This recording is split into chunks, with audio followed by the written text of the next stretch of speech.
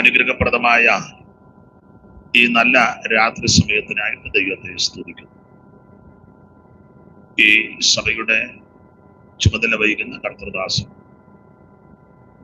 വേദിയിലും സദസ്സിലുമായിരിക്കുന്ന ബഹുമാന്യ ദൈവഭൃത്യന്മാർ, പ്രാർത്ഥനയിൽ സഹായിച്ച കർത്തൃദാസന്മാർ, ഈ ഗ്രൗണ്ടിൽ പ്രാർത്ഥനയോടെ എത്തിച്ചേർന്നിരിക്കുന്ന മാന്യ ദൈവമക്കൾ, റോഡിലും സമീപ സ്ഥലത്തും സമീപ ഭവനങ്ങളിലും മറ്റിടങ്ങളിലൊക്കെ നിന്ന് ഈ ശുശ്രൂഷ കേൾക്കുകയും കാണുകയും ശ്രദ്ധിക്കുകയും ചെയ്യുന്ന ദേശവാസികൾ, സമീപവാസികൾ, ഓൺലൈനിൽ ലോകത്തിന്റെ വിവിധ ഇടങ്ങളിൽ ഇരുന്ന് ഈ ശുശ്രൂഷയിൽ പങ്കുകൊള്ളുന്ന പ്രിയപ്പെട്ടവർ, അനുഗ്രഹിക്കപ്പെട്ടതായ ഗായക സംഘം, കർത്താവിന്റെ ദാസി ശോശാമ്മ അവറുകൾ ഉൾപ്പെടെ മൈക്ക് ഓപ്പറേറ്റ് ചെയ്യുന്നവര്, ഈ കൺവെൻഷന്റെ പിമ്പിൽ വളരെ അധ്വാനിച്ച് പ്രവർത്തിച്ച ദൈവമക്കൾ, പ്രിയപ്പെട്ട എല്ലാവർക്കും യേശുക്രിസ്തുവിന്റെ നിസ്തുല്യ നാമത്തിൽ ഈ സന്ധ്യയിൽ വന്ദനം ചൊല്ലുന്നു. ദൈവം എല്ലാവരെയും അനുഗ്രഹിക്കട്ടെ. ദൈവദാസൻ പൊതുവിൽ പ്രസ്താവിച്ചതുപോലെ ഇന്നും അവിടുന്ന് അനുവദിക്കുന്ന പക്ഷം നാളെയും ദൈവവചനം ശുശ്രൂഷിപ്പാനാണ് ഇവിടെ എത്തിച്ചേർന്നത്. നിങ്ങളുടെ വിലപ്പെട്ട പ്രാർത്ഥന വീണ്ടും ചോദിക്കുന്നു. ഈ രാത്രി എല്ലാവരെയും ദൈവം അനുഗ്രഹിക്കട്ടെ. കഴിഞ്ഞ രാത്രിയില് വളരെ ശക്തമായ ദൂത് ദൈവം കേൾപ്പിച്ചു. നാളെ കഴിഞ്ഞും ശ്രേഷ്ഠനായ ദൈവദാസനെ ദൈവോടെ അയക്കുന്നല്ലോ. എല്ലാ പ്രിയപ്പെട്ടവരെയും ദൈവം ശക്തീകരിക്കട്ടെ. ഇന്ന് രാത്രിയിലെ തിരുവചന ചിന്തയ്ക്ക് അടിസ്ഥാനമായിട്ട് വളരെ പരിചിതമായ ഒരു തിരുവെടുത്താണ് വായിച്ചത്. യോഹന്നാന്റെ സുവിശേഷം അതിന്റെ 9-ാം അധ്യായത്തിന്റെ 4-ാമത്തെ തിരുവെടുത്താണല്ലോ. ഒരിക്കൽ കൂടി വായിച്ച് സഹായിക്കും. എന്നെ അയച്ചവന്റെ പ്രവൃത്തി പകലുള്ളിടത്തോളം നാം ചെയ്യേണ്ടതാകുന്നു. ആർക്കും പ്രവർത്തിച്ചു കൂടാത്ത രാത്രി വരുന്നു. ആർക്കും പ്രവർത്തിച്ചു കൂടാത്ത രാത്രി വരുന്നു. ഈ വചനത്തിന്റെ അടിസ്ഥാനത്തിൽ ഇന്ന് രാത്രി ചില കാര്യങ്ങൾ നമുക്ക് തിരുവചനത്തിൽ നിന്ന് ചിന്തിക്കാം. അതിന് ദൈവം നമുക്ക് കൃപ നൽകട്ടെ. ഒരിക്കൽ കൂടി കരവും ശബ്ദവും ഉയർത്തി ദൈവത്തിന്റെ മഹത്വം വരെ ശക്തിയോടെ ദൈവത്തെ ശ്രദ്ധിച്ചാട്ടെ. എനിക്ക് തൊണ്ടയ്ക്ക് ബുദ്ധിമുട്ടുണ്ട്, അതുകൊണ്ട് മൈക്ക് വർക്ക് ചെയ്യുന്ന സഹോദരന്മാരെ സഹായിച്ച് എന്ന് അപേക്ഷിക്കുന്നു. ദൈവം നിങ്ങളെയും അനുഗ്രഹിക്കുമാറാകട്ടെ. യോഹന്നാന്റെ സുവിശേഷം 9-ാം അധ്യായത്തിന്റെ 4-ാമത്തെ വാക്യം, അതില് ഒരു പദം എടുത്ത് വായിക്കണം. ആർക്കും പ്രവർത്തിച്ചു കൂടാത്ത രാത്രി. അതൊന്നുകൂടെ വായിച്ചാൽ, ആർക്കും പ്രവർത്തിച്ചു കൂടാത്ത രാത്രി വരുന്നു. ആർക്കും പ്രവർത്തിച്ചു കൂടാത്ത രാത്രി വരുന്നു. ഒരിക്കൽ കൂടി ദൈവത്തെ ഒന്ന് മഹത്വപ്പെടുത്തിയാണ്. പാരിതിൽ പാതകി ആമനി ഗായിനി പാരിതിൽ പാതകി ആമനി ഗായിനി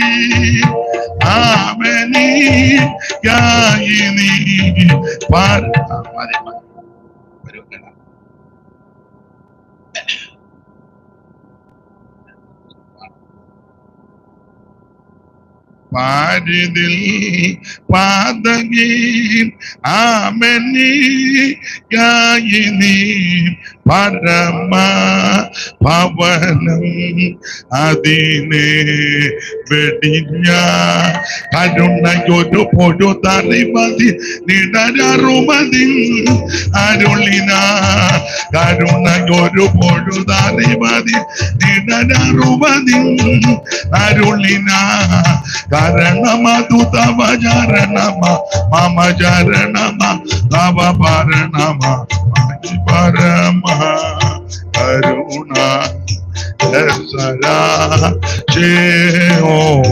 പരമ കരുണ.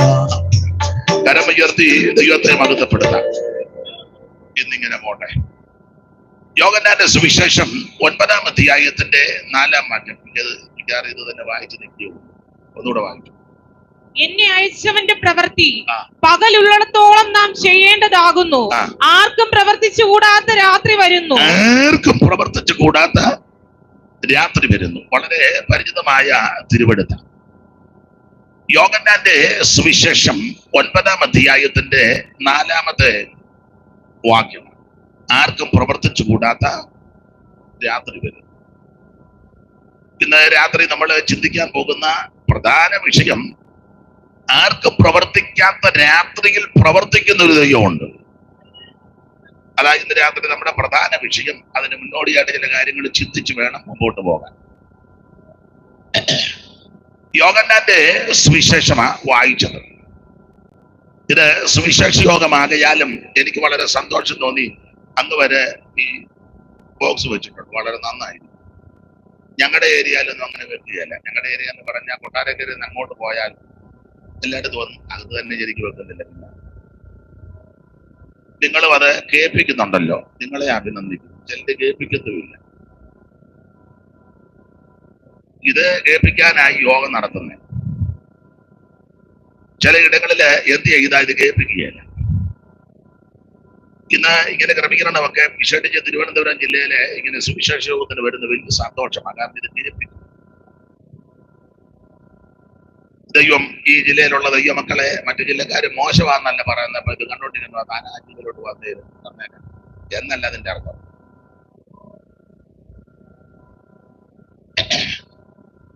യോഹന്നാന്റെ സുവിശേഷം എല്ലാ ഇടങ്ങളിലും പറയുന്ന ചില കാര്യങ്ങള് പൊതുവിൽ ഒന്നുകൂടെ ആവർത്തിക്കുക. സുവിശേഷ യോഗ ആയതുകൊണ്ട് അത് പറയണം.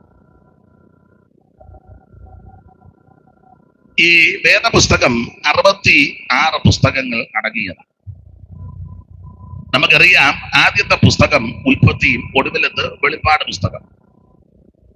ഇതിലെ പ്രധാനപ്പെട്ട വിഷയം മനുഷ്യവർഗത്തിന്റെ രക്ഷയാണ്. ഇതിലെ പ്രതിപാദ്യ പുരുഷൻ നസറായനാകുന്ന യേശു ക്രിസ്തു. അതാണ് സുവിശേഷം, യേശു ക്രിസ്തു. ഇത് ഇവിടെ ഇരിക്കുന്നവർക്കെല്ലാം അറിയാം. ഇപ്പൊ നിങ്ങള് ചിന്തിക്കുക, പറയാ ഇതാണോ ഇന്ന് പറയാൻ, പിന്നെ വേറെ എന്നാ പറയാൻ? വള്ളം മുങ്ങിയ കാര്യവും ബോട്ട് മുങ്ങിയ കാര്യവും ഒളിച്ചോടിയ കാര്യവും എന്ന് പറയാൻ.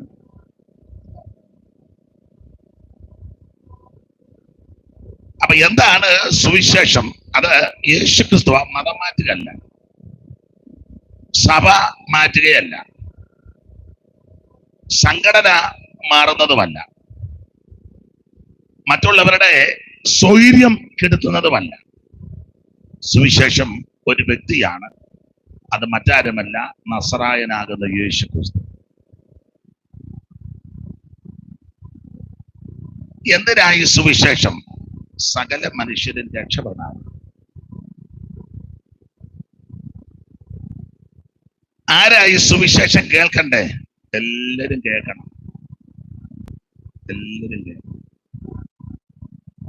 എല്ലാരും കേൾക്കാൻ കൊള്ളാവുന്ന വാർത്തയായി സുവിശേഷം. മറ്റു വാർത്തകളൊന്നും എല്ലാവരും കേൾക്കാനും കൊള്ളത്തില്ല, എല്ലാവർക്കും കേൾക്കാൻ വലിയ താല്പര്യവും ഇല്ല. പക്ഷെ ഇതെല്ലാവരും കേൾക്കണം. അടുത്തത് എന്തുവായി സുവിശേഷത്തിന്റെ വിശേഷത? ഞാനത് ഷോർട്ടായിട്ട് അങ്ങ് പറയാം. എന്താണ് സുവിശേഷം? അത് യേശുക്രിസ്തു. എന്തിനാണ് സുവിശേഷം?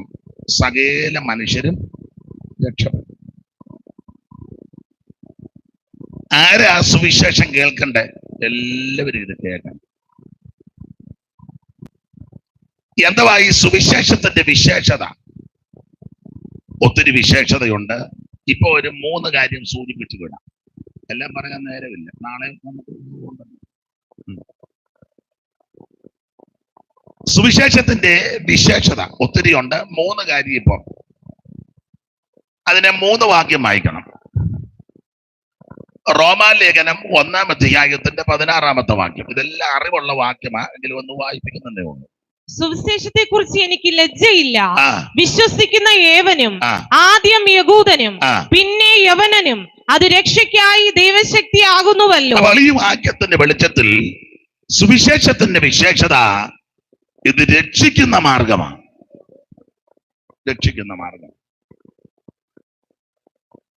ഈ ലോകത്തിൽ പല മാർഗമുണ്ട്, പക്ഷേ രക്ഷിക്കുന്ന മാർഗം ഒന്നേ ഉള്ളൂ, സുവിശേഷം. ആരെ രക്ഷിക്കുന്ന മാർഗം? എല്ലാവരും രക്ഷിക്കുന്ന മാർഗം.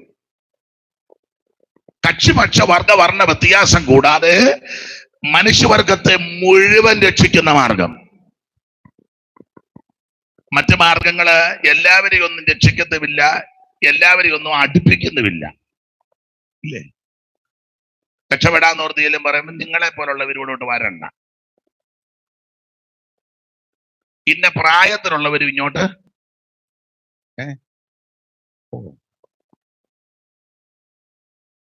പിന്നെ ചിലര് രക്ഷപ്പെടണമെങ്കിൽ ഇന്ന സാധനമെല്ലാം കൊണ്ടുവരണം. കാശില്ലാത്തവൻ കടം മേടിച്ച സാധനം. എന്നാലും ഞാൻ ചോദിച്ചു, എന്തോ ഇന്ന കാര്യമൊക്കെ വേണം, എല്ലാം തികഞ്ഞില്ല, ഇച്ചിരി പൈസ എനിക്ക് തരണമെന്ന്. ഞാൻ കൊടുക്കാൻ. ഞാൻ ചോദിച്ചു, എന്തിനാ? ഇന്ന സാധനം മേടിക്കാം. അതിനാന്ന് ഞാൻ തരുന്നില്ലെന്ന് പറഞ്ഞു. സാധനത്തിന്റെ പേരൊന്നും ഞാനിപ്പോ മൈക്കിൽ കൂടെ പറയുന്നില്ല. പറയണോ? ഈ പ്രായത്തിൽ നിന്നും തല്ലും കൊണ്ടിട്ട്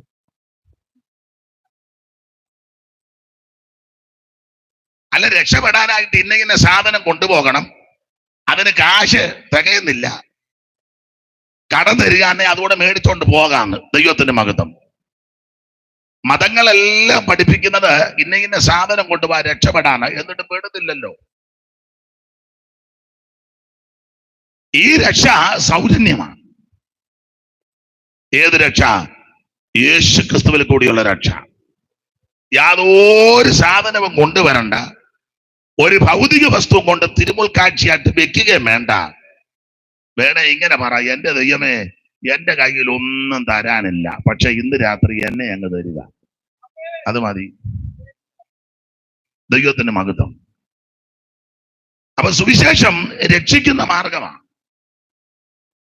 ഒരു സംഘടനക്കാരെയോ ഒരു സഭക്കാരെയോ ഒരു പ്രത്യേക വിഭാഗക്കാരെ മാത്രം രക്ഷിക്കുന്നതല്ല. വെളുത്തവരെ എല്ലാം കൂടെ രക്ഷിക്കുന്ന മാർഗം, കറുത്തവരെ എല്ലാം കൂടെ രക്ഷിക്കുന്ന മാർഗം, ഇരുനിറക്കാരെ എല്ലാം കൂടെ രക്ഷിക്കുന്ന മാർഗം, വിളറിയതിനെ എല്ലാം കൂടെ രക്ഷിക്കുന്ന വേറൊരു മാർഗം, കാശുള്ളവരെ മാത്രം രക്ഷിക്കുന്ന മാർഗം, കാശില്ലാത്തവനെ അടുപ്പിക്കാത്ത മാർഗം, കളറുള്ളവനെ രക്ഷിക്കുന്ന മാർഗം, കളർ കുറഞ്ഞവനെ കേറ്റാത്ത അടുപ്പിക്കാത്ത മാർഗം, ഇന്ന ജാതിയിൽപ്പെട്ടവരെ അകത്തോട്ട് കയറും, മറ്റേ ജാതിക്കാർ വെളിയിൽ നിൽക്കണം, അതിലും താടികൾ വെച്ചിട്ട് അകന്ന് നോണം, ബാക്കി ഒറ്റ ഇങ്ങോട്ട് ഏരിയയിലോട്ട്. നിങ്ങൾക്കൊന്നും മനസ്സിലാകാഴിയാന്നോ? അതോ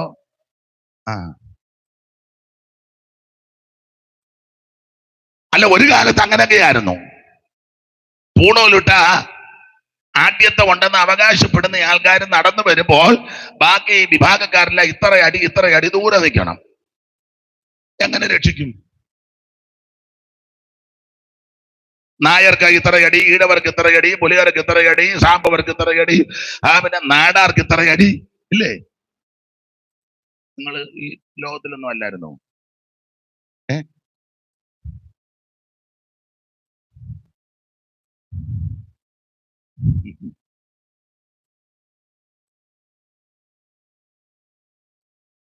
ഈ മാർഗമൊന്നും മനുഷ്യനെ രക്ഷിക്കുന്ന മാർഗമല്ല.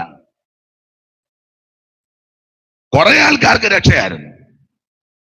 അവരാ ഉള്ള സമയം കൊണ്ട് ഉണ്ടാക്കാവുന്നതല്ല സാധുക്കളെ പിടിഞ്ഞ്, ഇല്ലേ, ഒരു പാട്ടുണ്ട്, അത് പാടിയാൽ വിവാദം ഉണ്ടാകും. എല്ലാം വിവാദമായി, ഇനിയിപ്പോ അതായിട്ടെന്തിനാ മാറ്റി വെക്കുന്നത്?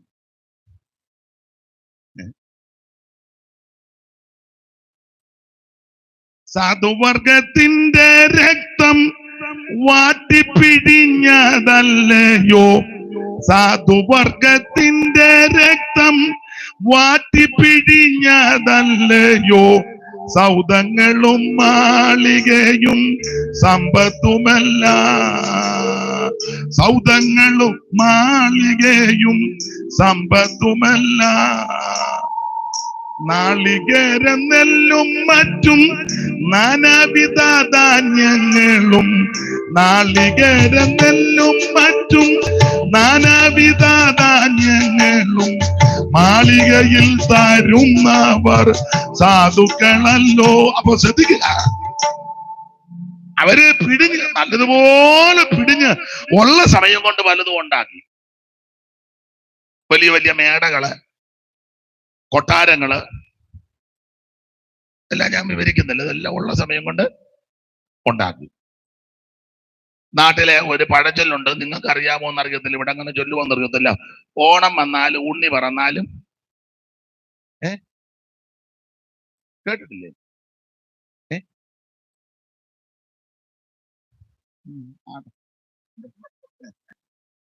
അവിടെ ആരാണ്ട് പറഞ്ഞു, ഓണം വന്നാലും ഉണ്ണി പറന്നാലും കോരന് കുമ്പിളി.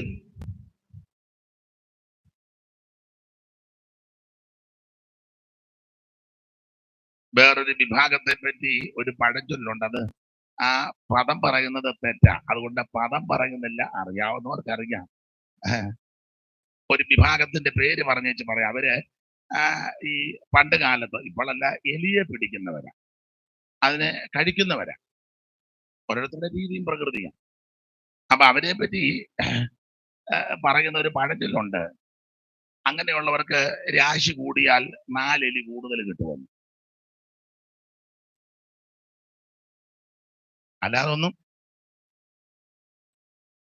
ഇവിടെ വന്ന മതങ്ങളും സംഘടനകളും എല്ലാം മനുഷ്യനെ വേർതിരിച്ച് കാണിക്കുക. എന്നാൽ സുവിശേഷത്തിന്റെ വിശേഷത വേർതിരിക്കുന്നതല്ല, സകല ആൾക്കാർക്കും രക്ഷ തരുന്ന മാർഗമാണ്. ഇന്ന് രാത്രി നിന്നെ രക്ഷിക്കുന്ന, വിടിവിക്കുന്ന മാർഗമാണ് സുവിശേഷം. അതാ പൗലോസ് അവിടെ വളരെ സ്പഷ്ടമായിട്ട് എഴുതി. ഒന്നുകൂടെ മോളെ ആ വാക്യം വായിച്ചേ. സുവിശേഷത്തെ കുറിച്ച് എനിക്ക് ലജ്ജയില്ല, സുവിശേഷത്തെ കുറിച്ച് എനിക്ക് ലജ്ജയില്ല, വിശ്വസിക്കുന്ന ഏവനും ആദ്യം യഹൂദനും പിന്നെ യവനനും അത് രക്ഷയ്ക്കായി ദൈവശക്തി ആകുന്നുവല്ലോ. സുവിശേഷം രക്ഷിക്കുന്ന മാർഗമാണ്. ആരെയാണെന്നറിയാമോ? വിശ്വസിക്കുന്നവരെ. ഇന്ന് രാത്രി ഇത് വിശ്വസിക്കുന്ന വ്യക്തികൾക്ക് ഇത് രക്ഷയാണ്. അങ്ങനെ വിശ്വസിച്ച് ഈ രക്ഷാനിർണയം പ്രാപിച്ച ദൈവ കുഞ്ഞുങ്ങളെ ഓർത്ത് ദൈവത്തെ സ്തുതിക്കുന്നു. ആർക്കെങ്കിലും ഇതുവരെ അവസരം ലഭിക്കാതെ പോയെങ്കിൽ ഇന്ന് രാത്രി നല്ലൊരു അവസരം ദൈവം തരിക. 5 പൈസ കൊടുക്കണ്ട, അര കാശ് മുടക്കണ്ട, അര മൈൽ നടക്കണ്ട, ഭൗതിക വസ്തുക്കളൊന്നും കൊടുക്കണ്ട, ഇന്ന സാധനം ഒന്നും കൊടുക്കണ്ട, ഇന്ന തുണിയെ കൊടുക്കാവൂ, അങ്ങനെ ഇല്ല. വെളുത്തത് തന്നെ കൊടുക്കണം, കറുത്തത് തന്നെ കൊടുക്കണം, മഞ്ഞ തന്നെ കൊടുക്കണം, കാവി തന്നെ കൊടുക്കണം, പിന്നെന്തുവാ വേറെ ചുമന്നത് തന്നെ കൊടുക്കണം. അങ്ങനെയൊന്നും നിർബന്ധമല്ല, എന്തായാലും കൊടുക്കണമെന്നേ ഉള്ളൂ.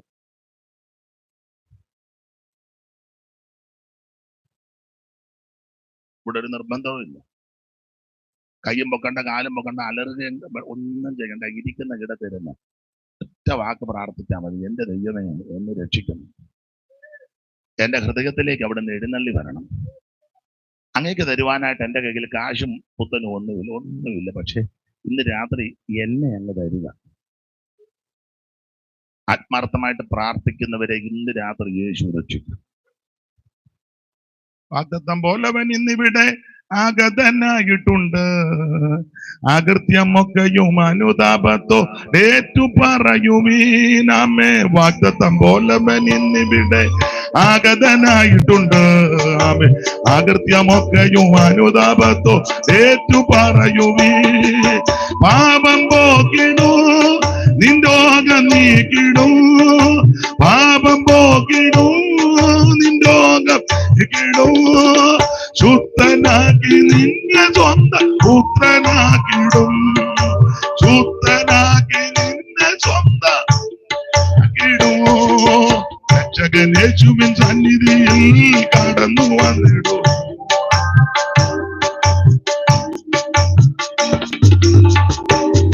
ഓ രക്ഷകൻ യേശുവിൻ സന്നിധിയിൽ കടന്നു വന്നിടൂ.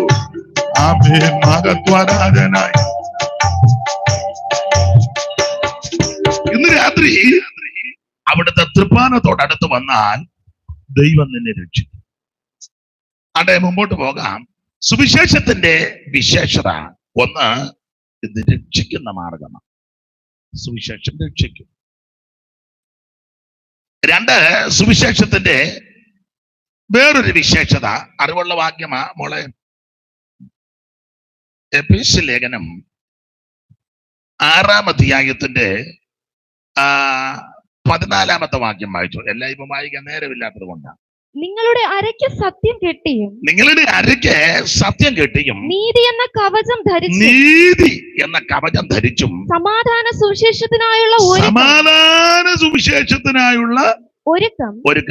മതി. അപ്പൊ സുവിശേഷത്തിന്റെ രണ്ടാമത്തെ വിശേഷത സമാധാനം തരുന്ന മാർഗം. സമാധാനം തരും.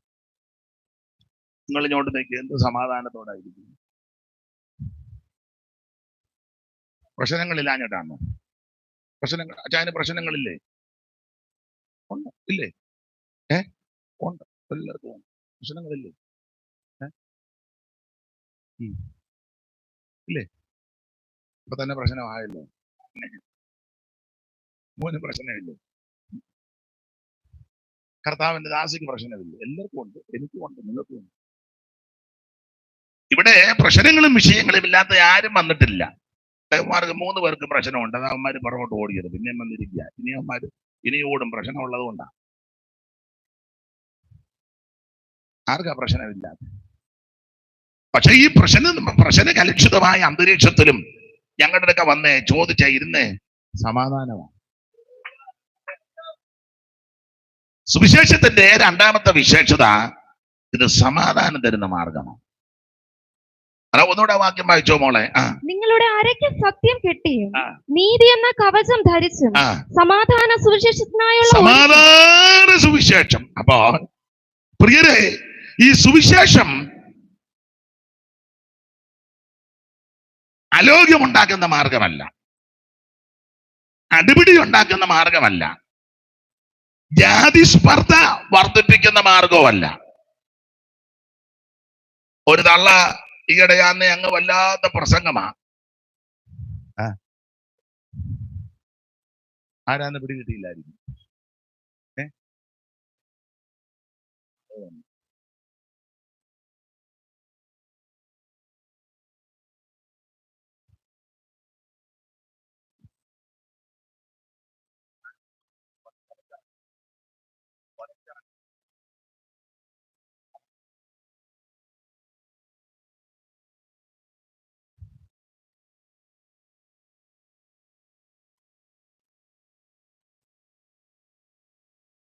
അത് നിങ്ങൾ ചിന്തിച്ചിട്ട് ആരുടെ കാര്യമാണ്? അതിനായി മുന്നോട്ട് കയറിയിരിക്കണം നീ പറഞ്ഞ് വന്ന് പുറകിരിക്കുകയല്ലായിരുന്നു. അത് അത്രയൊക്കെ കേട്ടാൽ മതി. നാളെ യോഗത്തിന് മുന്നിൽ വന്ന് ഇതുപോലെ ഇടയ്ക്കൊക്കെ പറയാം. അപ്പൊ മുന്നിൽ ഇരുന്നാലേ കേൾക്കുകയുള്ളൂ. എന്ത് കസാര എവിടെ കിടക്കുന്നത്? പുറകിരിക്കാൻ എന്നതാണ് നാളെ വാ. അപ്പൊ ശ്രദ്ധിക്കുക, സുവിശേഷം ജാതി സ്പർദ്ധ ഉണ്ടാക്കുന്ന മാർഗമല്ല. രണ്ട് വിഭാഗക്കാരെ തമ്മിൽ കൂട്ടിയടുപ്പിക്കുന്ന മാർഗമല്ല. മുസ്ലിങ്ങളെയും ക്രിസ്ത്യാനികളെയും ഹിന്ദുക്കളെയും ബുദ്ധനെയും പാഴ്സിയെയും ജൈനനെയും ഇവരെല്ലാം അങ്ങോട്ടും ഇങ്ങോട്ടും തമ്മിൽ തല്ലിപ്പിക്കുന്ന മാർഗമല്ല സുവിശേഷം. ഇന്ന മതത്തിൽപ്പെട്ടവന്റെ പടലി വെട്ടിക്കൊണ്ടുപോവാ, മറ്റേ മതക്കാരനെ കാച്ചിക്കള, ഇവനെ നമുക്ക് സംരക്ഷിക്കാം. അല്ലല്ല, എല്ലാവരും രക്ഷിക്കുന്ന മാർഗമാ സുവിശേഷം. ഇത് സമാധാന സുവിശേഷമാണ്. സുവിശേഷം വന്നിടത്തെല്ലാം സമാധാനമാണ്. ശ്രദ്ധിച്ചിട്ടില്ലേ? നമ്മുടെ ഉപദേശിമാരെ എത്ര പേരാ തല്ലുന്നത്? ചിലയിടത്തൊക്കെ തിരിച്ചടിക്കുന്നില്ലല്ലോ. അതിനാ ഇത് സമാധാന മാർഗമായതുകൊണ്ട്. അടിക്കാൻ അറിയാൻ മേലായിട്ടാണോ? ഒരടിക്കൊക്കെ ഉള്ള ആയം പിന്നെ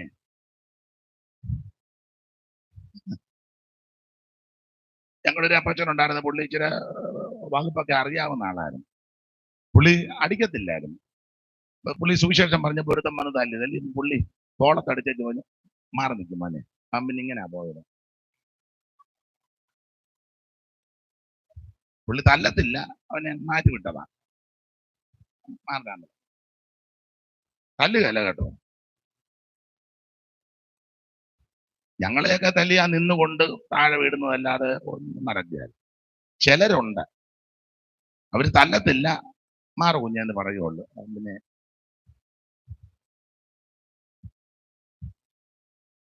അപ്പൊ ഈ മാർഗം സമാധാനം ഉണ്ടാക്കുന്ന മാർഗം. ഒരു മിഷണറിയെയും 2 കുഞ്ഞുങ്ങളെ ചുട്ടു കൊന്നില്ലേ? ആരെങ്കിലും പ്രശ്നം ഉണ്ടാക്കിയോ? ഇത് സമാധാനത്തിന്റെ മാർഗം. എത്ര കന്യാസ്ത്രീകളെ, എത്ര സുവിശേഷ പ്രവർത്തകരെ ഉപദ്രവിക്കുന്നു. പള്ളിക്കകത്ത് കയറിയല്ലേ ഉപദ്രവിക്കുന്നേ? ആരെങ്കിലും തിരിച്ചു തല്ലിയോ? അതെന്നാ? ഇത് സമാധാനത്തിന്റെ മാർഗം. ട്യൂബ്ലൈറ്റ് അടിച്ചു പൊട്ടിച്ചിട്ടില്ലേ? ബൈബിള് പറിച്ചു കീറിയിട്ടില്ലേ? റാന്നി പാലത്തില് നിങ്ങൾ അറിയാം, ബൈബിള് കത്തിക്കുകയും കീറുകയൊക്കെ ചെയ്തതാ. പാലവന്തി എന്നുള്ളത് പിന്നത്തത്.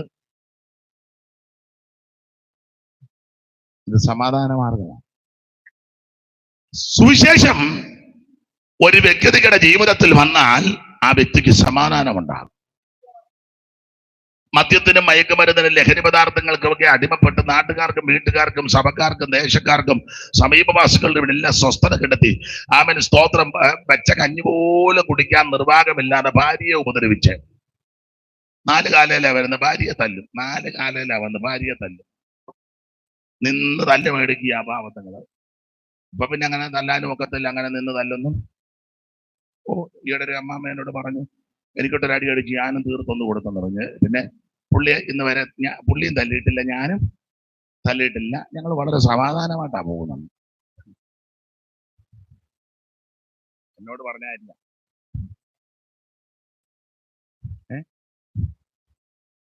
നിങ്ങൾ ചിരിക്കാൻ പറഞ്ഞതിൽ ആളിപ്പോഴും ഉണ്ട്. കല്യാണം കഴിച്ചുകൊണ്ട് വന്നപ്പോഴേ എന്തോ കാര്യം പറഞ്ഞപ്പോ ഒറ്റയടി ഞാനും ഒരടി തീർത്ത് കൊടുത്തെന്ന് പറഞ്ഞു. പിന്നെ പുള്ളി ഇന്ന് വരെ പുള്ളിയും തല്ലിയിട്ടില്ല, ഞാനും വളരെ സന്തോഷമായിട്ടാ പോകുന്നത്. ഞാൻ ചോദിക്കുമ്പോൾ പിന്നെ എല്ലാവർക്കും മേല് നോക്കുകയല്ലേ. അങ്ങനെ ഒരമ്മ 10 മാസം നൊന്ത് ചുവന്ന് നൊന്ത് പ്രസവിച്ചു വളർത്തിയതുപോലെ എന്നെ എൻ്റെ അമ്മ. ഞാൻ പെണ്ണായെന്നേ ഉള്ളു, പുള്ളി പോകുന്ന എല്ലാവർക്കും ഒരുപോലല്ലേ. മിണ്ടുന്നില്ല. ഇന്നിപ്പോ ചില സഹോദരൻ വീട്ടോട്ടൊന്നും ചെയ്യലല്ലേ, ഞാൻ കുറെ നാളായി.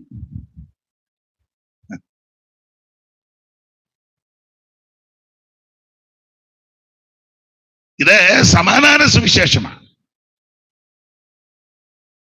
നാട്ടുകാർക്കും വീട്ടുകാർക്കും ഒക്കെ സ്വസ്ഥത കിടത്തി എത്രയോ സഹോദരന്മാര് ഈ സുവിശേഷത്താൽ വീണ്ടും ജനനം പ്രാപിച്ച് എന്ത് സമാധാനമുണ്ടായി. എനിക്ക് എല്ലാം വ്യക്തമായിട്ട് അറിയത്തില്ലെങ്കിലും തിരുവനന്തപുരംകാരാകുന്ന നിങ്ങൾക്ക് പല കാര്യങ്ങൾ അറിയാമല്ലോ. എന്തിനാ ദൂരോട്ട് പോകുന്ന? ചെങ്കൽച്ചൂള. ഒരു കാലത്ത് പോലീസുകാർക്ക് പോലും അതിനകത്ത് കയറാൻ പറ്റുകയില്ലായിരുന്നു, അത്രയ്ക്ക് ഭീകരാന്തരീക്ഷമാണ്. പക്ഷേ ഈ സമാധാന സുവിശേഷം ചെങ്കൽച്ചൂളയിലും ചെന്നു. എത്ര സഹോദരന്മാര് ആടെ രക്ഷിക്കപ്പെട്ട് അടി നിർത്തി, ബഹളം നിർത്തി, കുടി നിർത്തി, എല്ലാം നിർത്തി. എന്റെ ഭാഷ പറഞ്ഞ എത്ര മര്യാദരാമന്മാരായിട്ടാണ് ജീവിക്കുന്നത്. പോലീസിന്റെ ലാത്തിക്ക് അവിടെ ചെയ്യാൻ പറ്റാത്തതാ സുവിശേഷം ചെയ്തത്.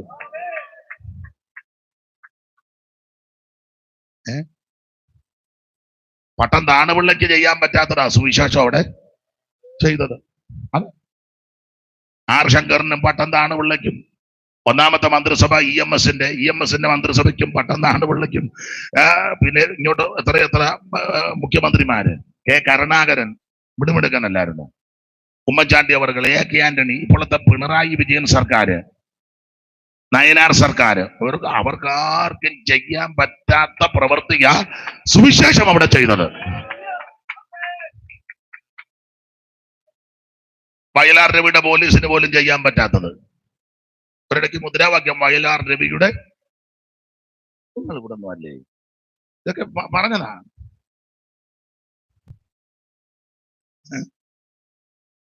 അവർക്ക് ആർക്കും ചെയ്യാൻ പറ്റാത്തത് ആ സുവിശേഷം അവിടെ ചെയ്തത്.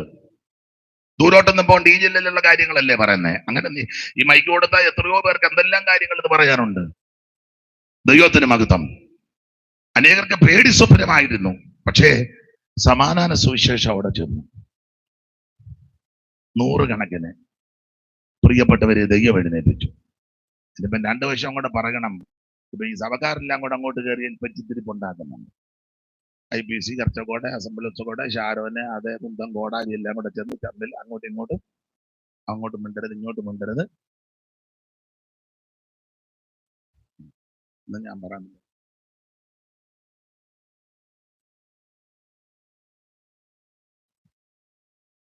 സുവിശേഷം സമാധാനം താരുന്ന മാർഗമാണ്. യേശുനായകൻ സമാധാന നായകൻ നിനക്കെന്നും ദാനമേ, എന്തിനാകുലം കലരുന്നൻ മനമേ, എന്തിനാകുലം കലരുന്നൻ മനമേ, യേശുനായകൻ സമാധാന നായകൻ നിനക്കെന്നും ദാനമേ, എന്തിനാകുലം കലരുന്നൻ മനമേ, എന്തിനാകുലം കലരുന്നൻ മനമേ. അപ്പൊ ശരിക്കും ശ്രദ്ധിക്കുക, സുവിശേഷം സമാധാനത്തിന്റെ മാർഗം. ഒരു വ്യക്തിയുടെ ജീവിതത്തിൽ ഈ സുവിശേഷം വന്നാൽ സമാധാനം ഉണ്ടാകും. ഒരു ഭവനത്തിൽ ഈ സുവിശേഷം എത്തിയാൽ ആ ഭവനത്തിന് സമാധാനം. ഒരു ദേശത്ത് ഈ സുവിശേഷത്തെ ഉയർത്തിയാൽ ദേശത്തിന് സമാധാനമാണ്.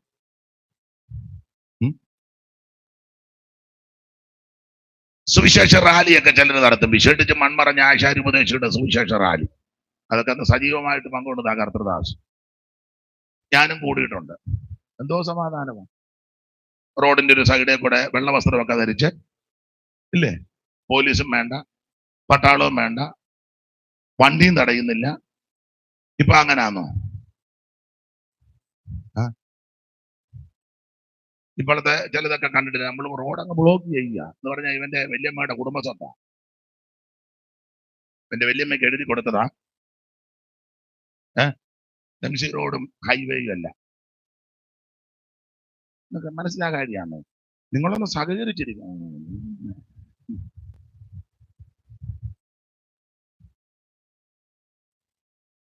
മനസ്സിലാകുന്നുണ്ടോ? സമാധാനം. നമ്മളൊരു ഓരം ചേർന്നല്ലേ പോകുന്നത്. ഒരു പരസ്യവും നടത്തിയാൽ ഏതെങ്കിലും കടത്തുന്നതിലോ ഒരു മൂലക്കോ അല്ലെ ഒരു മരത്തിന്റെ ചോട്ടിലോ, നമ്മുടെ ആൾക്കാർ മിക്കവരും ആളില്ലാത്തടത്താ പരസ്യവും നടത്തുന്നത്. ഞാൻ കണ്ടിട്ടുണ്ട് വണ്ടിയപ്പോ ആരുമില്ല. അത്രയ്ക്ക് സമാധാനം ഉണ്ടാക്കുന്നവരാണ് നമ്മൾ.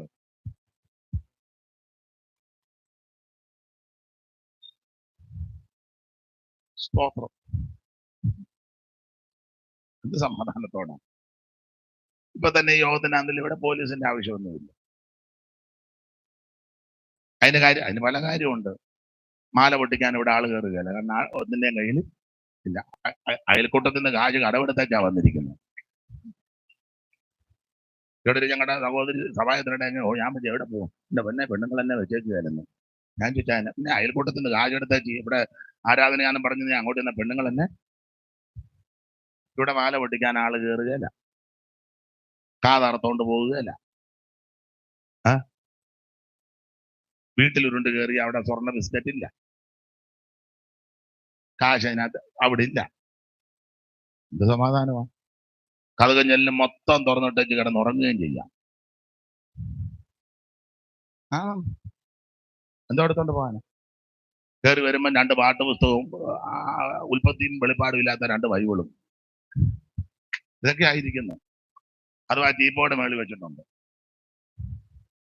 പിന്നെ അടുത്ത ആഴ്ച സ്വോത്രകാഴ്ച ഇടാൻ ചവുണ്ട 10 രൂപയുടെ നോട്ടും.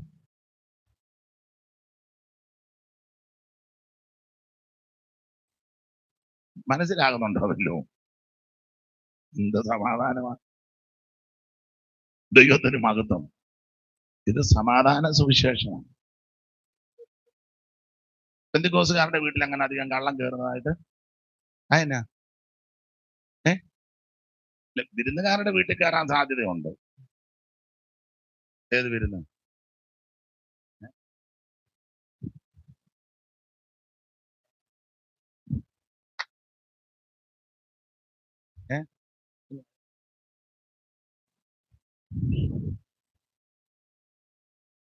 ദൈവത്തിന് മഹത്വം. ഇത് സമാധാന സുവിശേഷമാണ്. രാജ്യത്തിന്റെ സമാധാനത്തിന് വേണ്ടി പ്രാർത്ഥിക്കുന്നത് ആ സുവിശേഷം. ഞാനേ പറയാറുണ്ട്, നിങ്ങൾ ഞങ്ങളുടെ സഭകളിലോട്ടൊക്കെ ഒന്ന് കയറി വന്നേ, ആമേൻ, അതിനകത്തൊരു ആയുധവും ഇല്ല. ഞങ്ങൾ ആരാധന നടത്തുമ്പോൾ, ഇത് ഗവൺമെന്റിനോടും കൂടാ പറയുന്നത്, ഞങ്ങൾ ആരാധന നടത്തുമ്പോൾ ഞങ്ങൾ ആരാധിക്കുന്ന സഭകളിൽ കയറി വന്ന ഒരു പേനാക്കത്തി പോലും കിട്ടുകയില്ല. കിട്ടും. മുമ്പേ പറഞ്ഞതുപോലെ ഒരു വശം പൊട്ടിയ 2 താമ്പേർ, അത് പണ്ട് മേടിച്ചതാ, കെട്ടി തൂക്കിയിട്ടിട്ടുണ്ട്. പിന്നെ മാറാലയും ചുക്കിലിയും പിടിച്ച 3-4 മേശയും ഒക്കെ കാണുന്നത്. അടി നോക്കിയാൽ മതി, ചുക്കില്ല, തൂക്കത്തൊന്നുമില്ല. ചിലര് കാലിളകിയ 2 കസേരി, എല്ലായിടത്തും അല്ലെങ്കിലും. ഞങ്ങളുടെ സഭാകോളിൽ കയറിയാൽ ആയുധം ഒന്നും എടുക്കാനൊക്കത്തില്ല. ഒരു ബ്ലേഡ് പോലും നിനക്ക് കിട്ടുകയില്ല. ഇവിടെ വന്നാൽ കിട്ടുന്നത് പാഠപുസ്തകം കിട്ടും, മുമ്പേ പറഞ്ഞ പോലെ ബൈബിള് കിട്ടും, ക്യാപ്പില്ലാത്ത 3-4 പേരായും കാണും. സ്തോത്രം. ഇപ്പൊ ഇങ്ങോട്ടൊന്ന് വന്ന് നോക്കിയാൽ ഇവിടെ എന്തെല്ലാം ഉണ്ട്. ഒരായുധം ഇവിടെ നിന്ന് എടുക്കാവോ? ഞങ്ങളോട് കർത്താവ് പറഞ്ഞത് വാളുറയിലിടാന്. അത് എടുക്കരുത്, എടുക്കുന്നവൻ അതിനാലെ തീരും. ആയുധമൊന്നുമില്ല. ഞങ്ങളുടെ പോരിന്റെ ആയുധം ജഡീകമല്ല, കോട്ടകളെ ഇടിക്കുന്ന ദൈവശക്തിയാണ്. നിങ്ങള് വെളിയിൽ നിന്ന് നോക്കുമ്പോൾ ഞങ്ങളെല്ലാം ഇങ്ങനെ കുലുങ്ങി ഏതാണ്ടെല്ലാം പറഞ്ഞു, അതാ ഞങ്ങളുടെ ആയുധം. അവര് ചോദിക്കുക, ഇതുങ്ങളെല്ലാം നീ വിറയ്ക്കുന്നത് എന്നാണ്? നീ വടിവാൾ എടുക്കുമ്പോൾ ഞങ്ങൾ ഇവിടെ നിന്ന് വിറയ്ക്കും. നിന്റെ വടിവാളിനെ താഴെ കിടന്ന ആയുധമായി ഈ ആയുധം. Praise the lord, praise the lord. ഇടികട്ടെ, നെഞ്ചക്കും ബോംബും നാടൻ ബോംബും അടിവാളും ഇങ്ങനെ ഓരോ ആയുധവും ഇവിടെ ഇല്ല. പക്ഷെ ഞങ്ങളുടെ ആയുധമായി കാണുന്നത് അല്ല, അവൻ കോട്ടകളെ ഇടിക്കുന്ന ദൈവശക്തി. ചെല്ലി ഒതുക്കല്ലേ, പാട്ട് പാടുമ്പോൾ തീരുന്ന മുറിക്ക് ഇതുങ്ങളെല്ലാം ഇങ്ങനെ, അതാ ഞങ്ങളുടെ ആയുധം. ഈ ആയുധം ഉള്ളത് കൊണ്ടാണ് ഞങ്ങൾ നിൽക്കുന്നത്. ഈ ആയുധത്തെ തോപ്പിക്കാൻ വേറൊരു ആയുധമില്ല. സത്യം നിങ്ങളുടെ അരയ്ക്ക് കെട്ടി, നീതി എന്ന കവചം ധരിച്ച്, സമാധാന സുവിശേഷം കാലിന് ചെരുപ്പാക്കി, രക്ഷകന്റെ ശിരസ്സിനും പേറി ആത്മാവിന്റെ വാളെടുത്ത്, പ്രൈസ് ദി ലോർഡ്. സത്യം കെട്ടുമീൻ, സത്യം കെട്ടുമീൻ, അരയ്ക്കു കെട്ടുമീൻ, കവചം ധരിപ്പീൻ, സത്യം കെട്ടുമീൻ.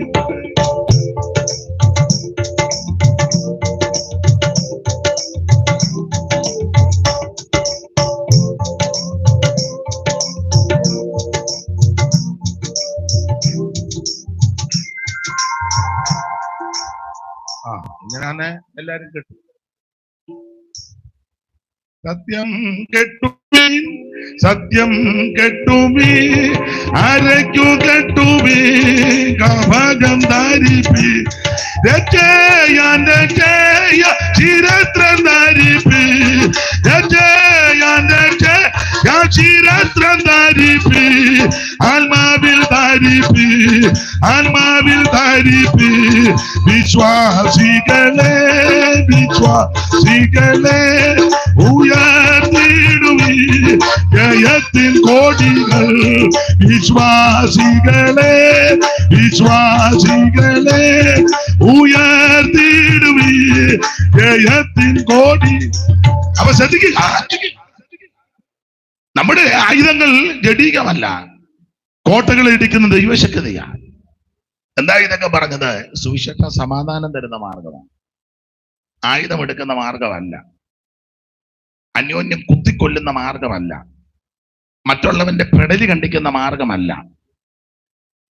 നമ്മൾ ചില വാക്യങ്ങളൊക്കെ കേട്ടിട്ടില്ലയോ, ഞങ്ങളിൽ ഒന്നിനെ തൊട്ടെന്നാൽ അക്കളി ഇക്കളി. ഞങ്ങൾ പറയുകയല്ല, എന്നാ ഇപ്പൊ നമ്മുടെ ഇടയിൽ ആരാണ്ട് പറയുന്നൊക്കെ കേൾക്കുന്നു. ഞങ്ങളിലൊന്നിനെ തൊട്ടു ഭ്രാന്തല്ലാത്ത ഇടാൻ നമുക്ക് വേണ്ടി വ്യവഹരിക്കുന്നവൻ ദൈവമാ.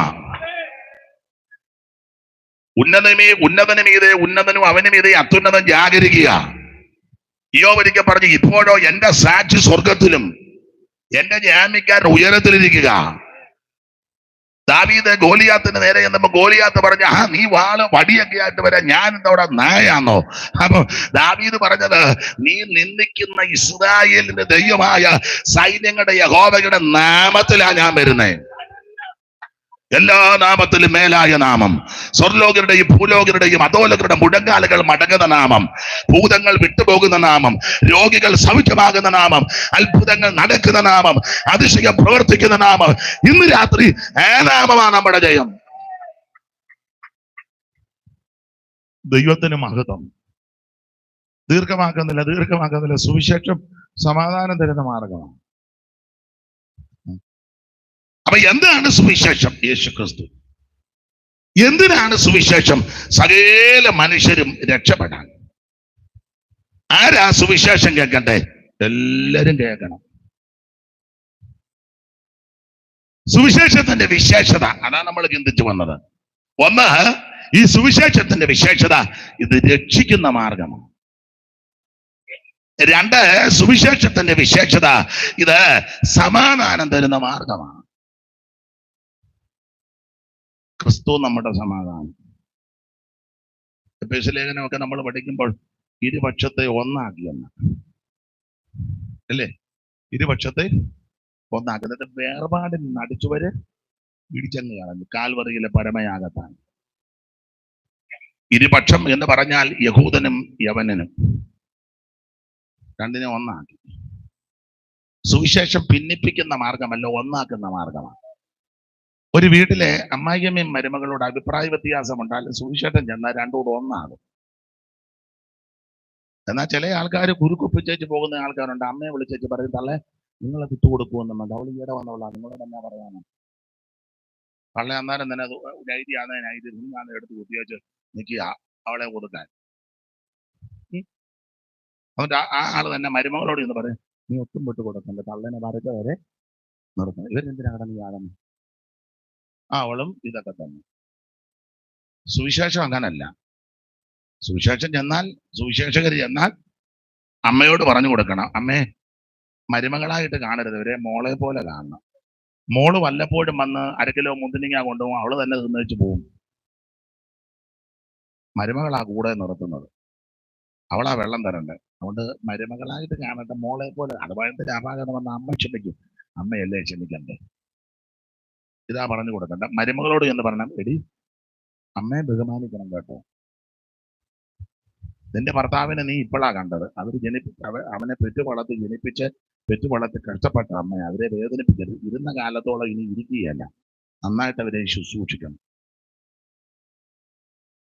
ഞങ്ങളുടെ നാട്ടിലൊരു ചൊല്ലുണ്ട്, ഇങ്ങനെ പറയും, തള്ള ചവിട്ടിയാ പിള്ളയ്ക്ക് കേടില്ലെന്ന്. തള്ള ചവിട്ടിയാ പിള്ളയ്ക്ക് കേട്. ഇതൊക്കെയാ പറഞ്ഞു കൊടുക്കേണ്ടത്. സുവിശേഷം സമാധാനത്തിന്റെ മാർഗമാണ്. ഒരു സഭയിൽ അഭിപ്രായ വ്യത്യാസം വന്നാൽ ആ സഭയെ യോജിപ്പിക്കണം. ബ്രദർ ക്ഷമിച്ചാട്ടെ, അവരുടെ ഭാഗത്തായിരിക്കും തെറ്റ്, പക്ഷെ ബ്രദർ മൂത്തതല്ലേ, ക്ഷമിക്കും. ഇതാ പറഞ്ഞു കൊടുക്കുന്നത്. ചെറുപ്പക്കാരന് പറഞ്ഞ, ഇടേ പുള്ളി അഥവാ എന്തെങ്കിലും പറഞ്ഞ, പുള്ളി മൂത്തയാളല്ലേ, ഇളയ ഇനിയല്ലേ ക്ഷമിക്കണ്ടേ, പ്രായമുള്ളവരെ ബഹുമാനിക്കണ്ടേ. ചിലപ്പോൾ ഓർമ്മക്കേട് കൊണ്ടോ അന്നേരത്തെ പിടിവാശി കൊണ്ട് പറഞ്ഞ ക്ഷമിക്കേ. ഇതാ പറഞ്ഞു കൊടുക്കണ്ടേ. അല്ലാതെ നീ അപ്പുറം ഒരു സഭ തുടങ്ങിക്കോ, നീ ഇപ്പറയും തുടങ്ങിക്കോ, രണ്ടിടത്ത് ഞാൻ വന്ന് ഉദ്ഘാടനം ചെയ്തോളാം, 2 കൺവെൻഷന് ഞാൻ തന്നെ വന്ന് രണ്ടിടത്തു നിന്ന് കിട്ടുമല്ലോ.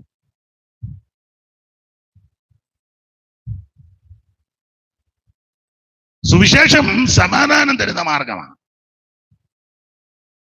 ഇത് എവിടൊക്കെ ചെന്നിട്ടുണ്ടോ അവിടെ എല്ലാം സമാധാനമാണ്. ദൈവത്തിന് മഹത്വം. അതെ, ഒരു കാര്യത്തോടെ പറഞ്ഞാൽ ഭാഗം പെടാം. എപ്പോഴാ പ്രസംഗം നടത്തേണ്ടത്? സമയമുണ്ട്. ഇത് ഞാൻ നിർത്തില്ല. അപ്പൊ സുവിശേഷത്തിന്റെ 3ാമത്തെ വിശേഷത, മോളെ ഒരു വാക്യം വായിച്ചേ.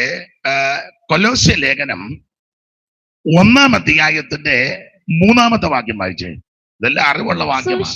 സുവിശേഷത്തിന്റെ സത്യവചനത്തിൽ ആ നിങ്ങൾ മുമ്പ് കേട്ടതായി സ്വർഗത്തിൽ നിങ്ങൾക്ക് സംഗ്രഹിച്ചിരിക്കുന്ന പ്രത്യാശ നിമിത്തം ക്രിസ്തു യേശുവിൽ ആ. നിങ്ങളുടെ വിശ്വാസത്തെയും സകല വിശുദ്ധന്മാരോടും നിങ്ങൾക്കുള്ള സ്നേഹത്തെയും കുറിച്ച് ആ. ഞങ്ങൾ കേട്ടിട്ട് ആ. നിങ്ങൾക്ക് വേണ്ടി പ്രാർത്ഥിക്കയിൽ ആ. എപ്പോഴും നമ്മുടെ കർത്താവായ യേശു ക്രിസ്തുവിന്റെ അവിടെ ഒരു പ്രത്യേക പദമുണ്ട്, പ്രത്യാശ.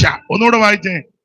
സുവിശേഷത്തിന്റെ സത്യവചനത്തിൽ ആ നിങ്ങൾ മുമ്പ് കേട്ടതായി ആ സ്വർഗത്തിൽ നിങ്ങൾക്ക് സംഗ്രഹിച്ചിരിക്കുന്ന പ്രത്യാശ നിമിത്തം. മതി പ്രത്യാശ. അപ്പം സുവിശേഷത്തിന്റെ 3-ാമത്തെ വിശേഷത ഇത് പ്രത്യാശ തരുന്ന മാർഗമാണ്.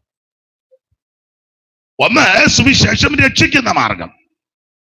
2, സുവിശേഷം സമാധാനം തരുന്ന മാർഗം. 3, സുവിശേഷം പ്രത്യാശ തരുന്ന മാർഗമാണ്. എന്തുവാ പ്രത്യാശ? പൗലോസ് കൊടുത്തിരിക്കുന്ന ഒരു പദം ഭാഗ്യകരമായ പ്രത്യാശ എന്നാണ്. 2:11 വായിച്ചേ മോളെ. തീത്തോസ് 2:11 അവിടെ ഭാഗ്യകരമായ പ്രത്യാശ എന്ന പൈര്. സകല മനുഷ്യർക്കും ആ രക്ഷാകരമായ ദൈവകൃപ ഉദിച്ചുവല്ലോ. ആ നാം ഭാഗ്യകരമായ പ്രത്യാശയ്ക്കായി ഭാഗ്യകരമായ പ്രത്യാശ മതി. അപ്പോൾ ഈ സുവിശേഷം പ്രത്യാശ തരുന്ന മാർഗമാണ്. എന്തുവാ പ്രത്യാശ? 1-2 കാര്യം പറയാം, എല്ലാം പറയാൻ നേരമില്ല. 1-ാമത്തെ പ്രത്യാശ, യേശു പോയതുപോലെ വീണ്ടും വരും. ഇങ്ങനെ വരുമെന്നും പറഞ്ഞ് ആരും പോയിട്ടുമില്ല, പറഞ്ഞാവട്ടെ വരത്തില്ല. അവർക്കറിയാൻ വരികയല്ലെന്ന്, അതുകൊണ്ട് പറയേണ്ട കാര്യമില്ലല്ലോ.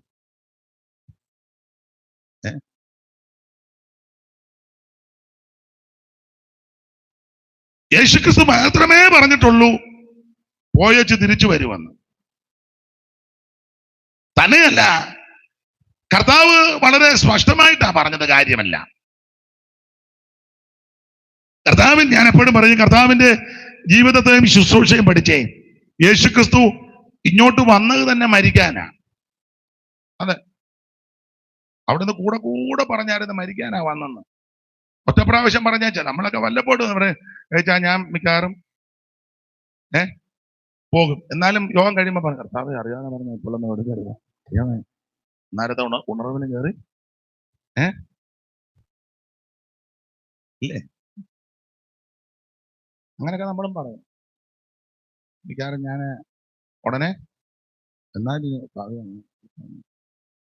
വീട് പണി തീർന്നിട്ടില്ല, പിള്ളേരുടെ കല്യാണം നടക്കണം, കൊച്ചുങ്ങൾ പേഴ്ചയിലൊന്ന് പോയി പറ്റുന്നെങ്കിലും വണ്ടി എടുക്കുന്നത് പറഞ്ഞില്ല, വണ്ടി ഇരുന്നേച്ചെങ്കിലും വേണം എനിക്ക്. ഞാനും നിങ്ങളുമെല്ലാം ഈ ഭൂമിയിൽ വന്നത് ജീവിക്കാനാ, ഇല്ലയോ? എല്ലാരും ജീവിക്കാൻ വന്നതാ. മരിക്കാനൊട്ടും മനസ്സുമില്ല. ഉണ്ടോ? ഒരു വിപ്ലവ ഗാനത്തിന്റെ വരിയാ, നിങ്ങളും കേട്ടോ, മരിക്കാൻ ഞങ്ങൾക്ക്. കേട്ടിട്ടില്ലേ? എങ്ങനെയാ അത്? ഞാൻ ചോണം മോനെ, അറിയാമോ?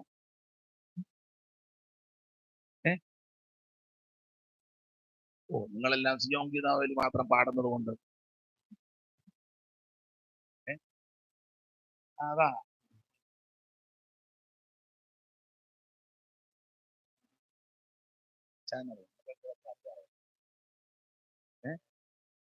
അതാ, മരിക്കാൻ ഞങ്ങൾക്ക് മനസ്സില്ല, കരയാൻ ഞങ്ങൾക്ക്. പക്ഷേ മരിക്കാൻ മനസ്സിലെന്ന് പറഞ്ഞ് എഴുതിയ പുള്ളി മരിച്ചു, ഏറ്റുപാടിയവരും മരിച്ചു, ഇപ്പോൾ പാടിക്കൊണ്ടിരിക്കുന്നവരും മരിക്കും. പക്ഷേ മരിക്കാനായിട്ട് വന്ന ഒരുവനുണ്ട്, അത് യേശുക്രിസ്തുവാണ്. കർത്താവ് അത് പറഞ്ഞാ എപ്പോഴും അങ്ങ് ഇങ്ങനെ അടിച്ചേക്കുന്നേ, പറഞ്ഞു തുടങ്ങിയെന്ന, പറഞ്ഞെന്നല്ല. അപ്പൊ അന്ന് മുതൽ ഇതങ്ങ് പറയുക. കൂടെ ഒരു വാക്യം വായിച്ചത്, നിങ്ങളുടെ ഇരിപ്പ് കണ്ടിട്ട് ഞാനിപ്പോ ഒപ്പിച്ചതാന്ന് തോന്നുന്നു. അങ്ങനെ താടിക്ക് കൈയും കൊടുത്തിരിക്കുന്നു, ഞാനിപ്പോ ഒപ്പിച്ചാന്ന് ഓർത്താന്ന്. എന്നാ ദൈവദാസൻ തന്നെ വായിച്ചു.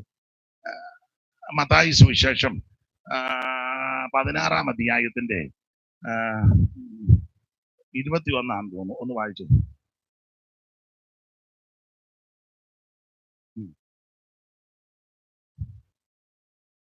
അന്ന് മുതലെന്നല്ലേ? ഓ, തന്നെ വായിക്കാം. ഇതിനകത്തൂടെ വായിക്കാം.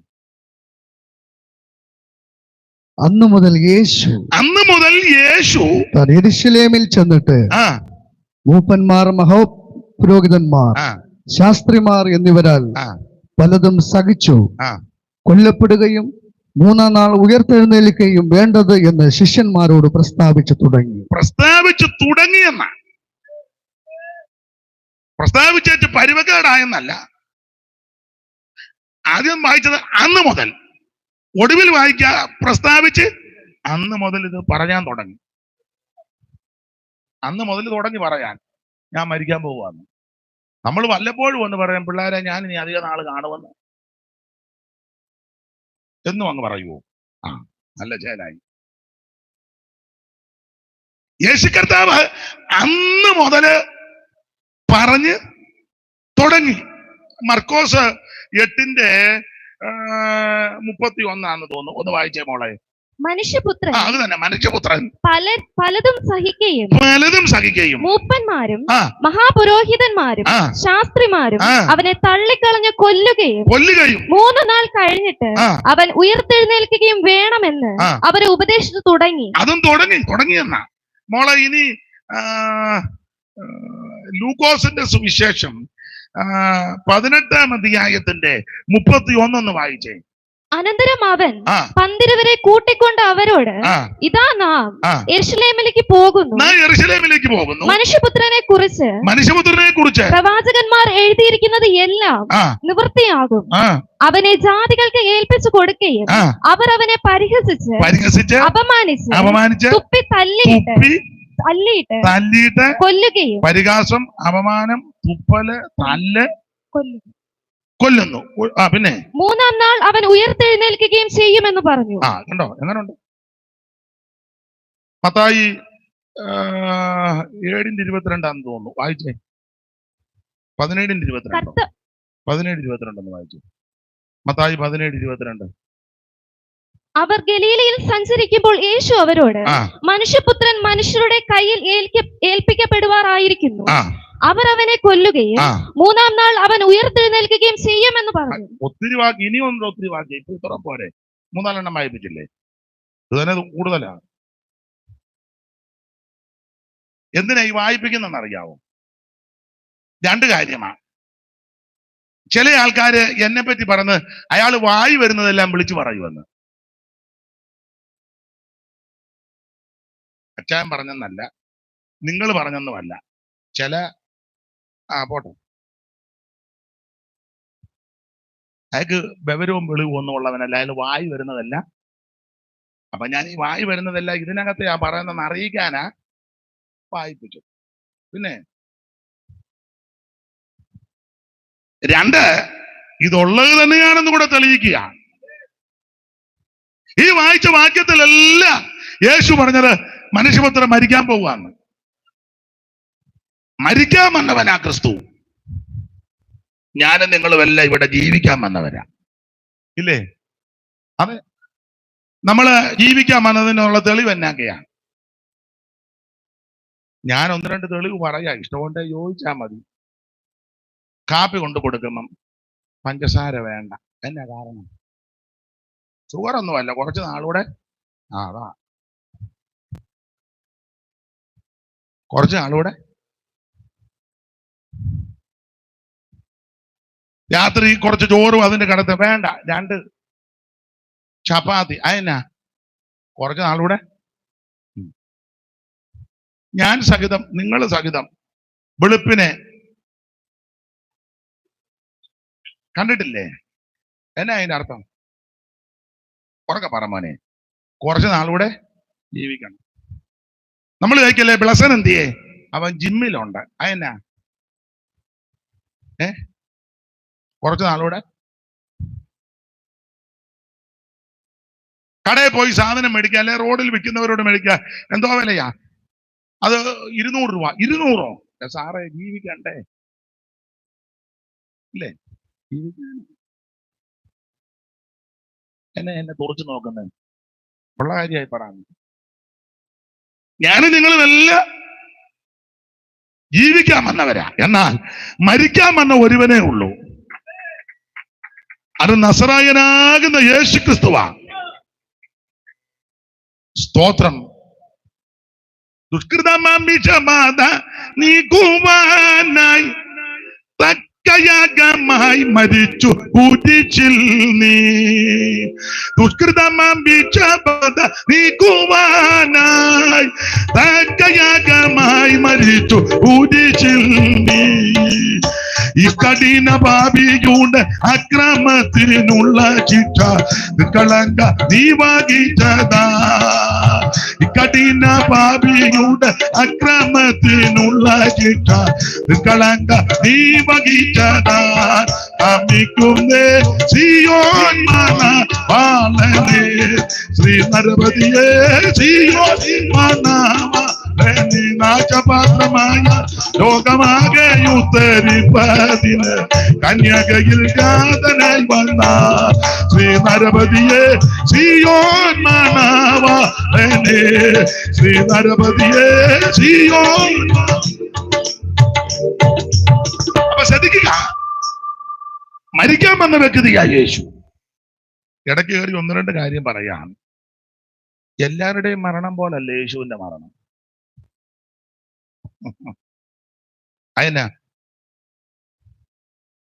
അതിന്റെ ഒരു കാര്യം തിരുവെഴുത്ത് പറഞ്ഞതുപോലെ മരിച്ചു. നമ്മുടെ പല ആൾക്കാരും മരിച്ചിട്ടുണ്ട്, തിരുവെഴുത്ത് പറഞ്ഞ പോലാന്ന്. യേശുക്രിസ്തു മരിച്ചത് തിരുവെഴുത്ത് പറഞ്ഞതുപോലെ. 15:3 വായിച്ചേ മോളെ. കൊരിന്ത്യർക്ക് എഴുതിയ 1-ാം ലേഖനം 15:3. ക്രിസ്തു നമ്മുടെ പാപങ്ങൾക്ക് വേണ്ടി തിരുവെഴുത്തുകളിൻ പ്രകാരം മരിച്ചടക്കപ്പെട്ടു. മതി തുടങ്ങല്ലോ. ക്രിസ്തു നമ്മുടെ പാപങ്ങൾക്ക് വേണ്ടി തിരുവെഴുത്തുകളിൻ പ്രകാരം മരിച്ചടക്കപ്പെട്ടു. തിരുവെഴുത്തുകളെ പ്രകാരം മരിച്ചു. അപ്പോ യേശുക്രിസ്തുവിന്റെ മരണത്തിന്റെ വിശേഷത തിരുവെഴുത്ത് പറഞ്ഞതുപോലെ മരിച്ചത്. അതുകൊണ്ട് ഈ മരണത്തിന് ഭയങ്കര പ്രാധാന്യമാണ്. ഞാൻ ചോദിക്കട്ടെ, യേശുക്രിസ്തുവിന്റെ മരണത്തെ പറ്റി പറയുന്നത് പോലെ ലോകത്തിൽ ആരുടെ മരണമാ പറയുന്നത്? ഇന്ന് രാത്രി എത്ര സ്റ്റേജിലാ യേശുവിന്റെ മരണം പറയുന്നത് ഇല്ലേ? ഇന്ത്യയുടെ ബഹുമാനപ്പെട്ട രാഷ്ട്രപിതാവ് മഹാത്മാഗാന്ധി മരിച്ചു. എല്ലാ ദിവസവും പറയുന്നുണ്ടോ? അദ്ദേഹം നല്ല മനുഷ്യനാ, അഹിംസ സിദ്ധാന്തം. ബ്രിട്ടീഷുകാരൻ ബൂട്ടിട്ട് ചവിട്ടിയപ്പോ ചോദിച്ചു, എന്തെങ്കിലും വേദനിച്ചു വന്നു. പക്ഷെ ആ നല്ല മനുഷ്യന്റെ മരണ ദിവസമേ നമ്മൾ ഓർക്കുന്നുള്ളൂ. ഗാന്ധി സമാധി അല്ലേ? അന്ന് ചുമതലപ്പെട്ടവര് കൊടിയൊക്കെ അതിന്റെ നിലയിൽ കെട്ടി ഒരു ദുഃഖ ഒരു പാട്ടുമൊക്കെ ഉണ്ട്, രഘുപതി രാഘവ ഒരു ശീല പാടാൻ അറിയാമോ? എന്നാ വേണ്ട. നമ്മുടെ രാഷ്ട്രപതി വരും. ഷാജമാമയ്ക്ക് അറിയാമോ? ഒന്നും ഒരു വരി ഒന്ന് പാടിക്കും. നമ്മുടെ രാഷ്ട്രത്തിന്റെ അല്ലേ?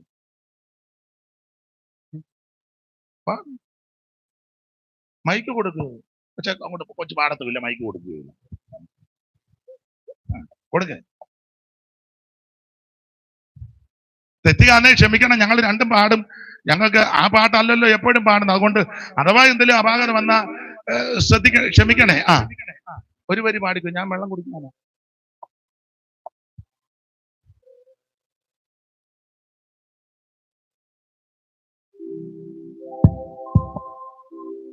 രഘുപതി രാഘവ രാജാ രാം പതിത പാവന സീതാരാം.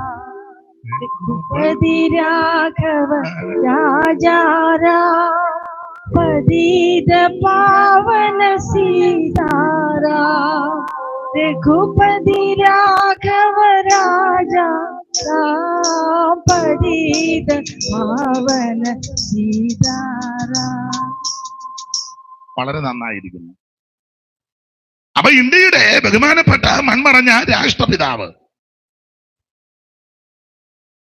അഹിംസാ സിദ്ധാന്തം അറിയാമല്ലോ. ആ വന്ധ്യനായ ബഹുമാന്യനായ ആ മഹാത്മജി മരിച്ച ദിവസമാണ് നമ്മൾ പലരും ഓർക്കുന്നത്. ആ ഒരു ദിവസമേ അത് ഓർക്കുകയും അത് ഓർക്കുമ്പോ തന്നെ മരണത്തിന്റെ കാര്യമൊന്നും അധികം വിശദീകരിക്കുകയല്ല. അദ്ദേഹം ചെയ്ത നല്ല നല്ല കാര്യങ്ങളാണ് എണ്ണി എണ്ണി പറയുന്നത്.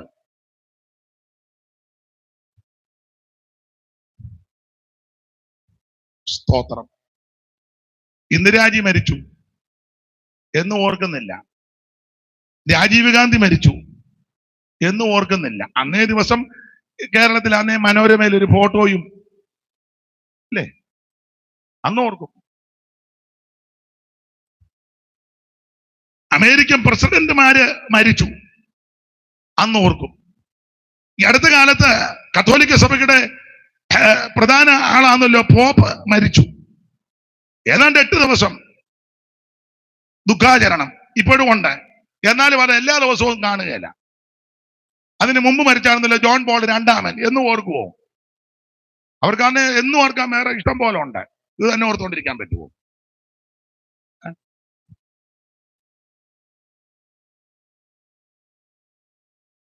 നമ്മുടെ സഭയുടെ നേതാവ് മരിച്ചെന്ന് ഓർക്കുകയാണോ?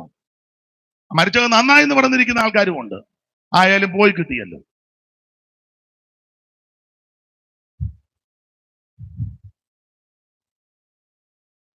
യേശുക്രിസ്തുവിന്റെ മരണത്തിന്റെ വിശേഷത ഒന്ന്, തിരുവെടുത്ത് പറഞ്ഞതുപോലെ മരിച്ചത്.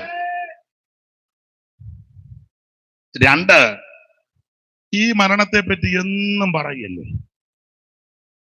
വിശേഷിച്ച് ഇങ്ങനെയുള്ള സുവിശേഷ സ്റ്റേജുകളിലെല്ലാം മറ്റാരുടെ മരണത്തെ പറ്റിയാ ഇതുപോലെ എന്നും പറയുന്നേ? എന്നുമാണോ? എല്ലായിടത്തും. ഞാൻ ഒന്നുകൂടെ കടത്തി പറയാം, അവിടുത്തെ തിരുമരണത്തെ ഓർക്കാത്ത ഒരാഴ്ചയുണ്ടോ? ഒരാഴ്ചയുണ്ടോ? ഞായറാഴ്ച നമ്മൾ ആരാധനയ്ക്ക് അങ്ങോട്ട് ചെല്ലുമ്പം ആണ്ട് ഒരുക്കി വെച്ചിരിക്കുക എന്താ? തിരുമേശ. ചിലയിടങ്ങളിലൊക്കെ വെള്ള തുണിയിട്ട് മൂടി, അതിൽ വളരെ തിരുമേശയൊക്കെ നടത്തുമ്പോൾ ശ്രദ്ധിക്കണം. ചില ഒക്കുന്നത് പോലെ ഇട്ട് ഒപ്പിക്കുന്ന കാണാം. ഒരിക്കൽ അപ്പം നുറുക്കിയപ്പോൾ ഒരുത്തൻ ചോദിച്ചു, സാധനം കിട്ടിയോ എന്ന്. വെളിവില്ലാത്ത ഒത്തിരി എണ്ണം ഉണ്ട്.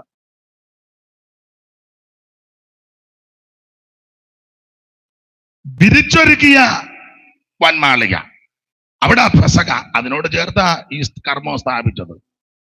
വിരിച്ചൊരുക്കണം. അപ്പൊ നമുക്ക് ആ ഭാഗം ഒന്ന് വിട്ടേക്കാം. എല്ലാ ഞായറാഴ്ചയും അങ്ങോട്ട് കയറി ചെല്ലുമ്പോ കാണുകല്ലേ, ഭക്തരുടെ യോഗം എനിക്കിമ്പം അതാൽ ശക്തിയേറും ദൈവത്തിൻ കുടുംബം. ഭക്തരുടെ യോഗം എനിക്കിമ്പം അതു ശക്തിയേറും ദൈവത്തിൻ കുടുംബം. അതിൽ കർത്തൃമേശയോടാണ്ടേയും നേരമുൾ പാടാൻ എടുത്ത് പാടാൻ മേല. അപ്പം കർത്തൃമേശ ഒരുക്കി വച്ചിരിക്കുക. കേറി ചെല്ലുമ്പം ഇത് കാണുക. അല്ല, ഉപദേശം അവിടെ നിൽക്കട്ടെ. ഏത് പള്ളിയിലാ കർത്താവിന്റെ കഷ്ടാനുഭവം ഓർക്കാത്ത ഞായറാഴ്ച? മഹത്വം. അപ്പോൾ യേശുക്രിസ്തുവിന്റെ മരണത്തിന്റെ വിശേഷത ഒന്ന്, തിരുവെടുത്ത് പറഞ്ഞതുപോലെ മരിച്ചത്, തോന്നിയതുപോലെ മരിച്ചതല്ല. സ്തോത്രം. 2, ഈ മരണം എല്ലായിടത്തും പ്രസംഗിക്കുകയാണ്. ലോകത്തിൽ എല്ലായിടത്തും ഈ മരണമാണ് പ്രസംഗം. അമേരിക്ക രാജ്യങ്ങളിൽ എന്ന് വേണ്ട, മനുഷ്യൻ എവിടൊക്കെ ഉണ്ടോ അവിടെ എല്ലാം ഇത് പ്രസംഗിക്കുക.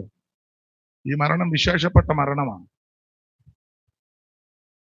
ഈ മരണത്തെ ഓർക്കാത്ത ഒറ്റയാഴ്ചയുണ്ടോ? എന്തിനാ ഒറ്റയാഴ്ച? എല്ലാ ദിവസവും ഓർക്കുമല്ലോ. എന്റെ അനുഭവം പറയാം. രാവിലെ എഴുന്നേറ്റ് സ്തോത്രം ചെയ്യുമ്പോഴേ നമ്മൾ പറയും, കർത്താവേ അവിടുന്ന് മരിച്ചത് കൊണ്ട്. അടുത്തത്, ഈ മരണത്തിന്റെ വേറൊരു വിശേഷത, എല്ലാവരും മരിച്ചത് കേൾക്കുമ്പോ നമുക്ക് സങ്കടവും ദുഃഖം. അയ്യോ, അല്ലേ? നമ്മുടെ വടക്കയിലെ പാപ്പച്ചൻ മരിച്ചു.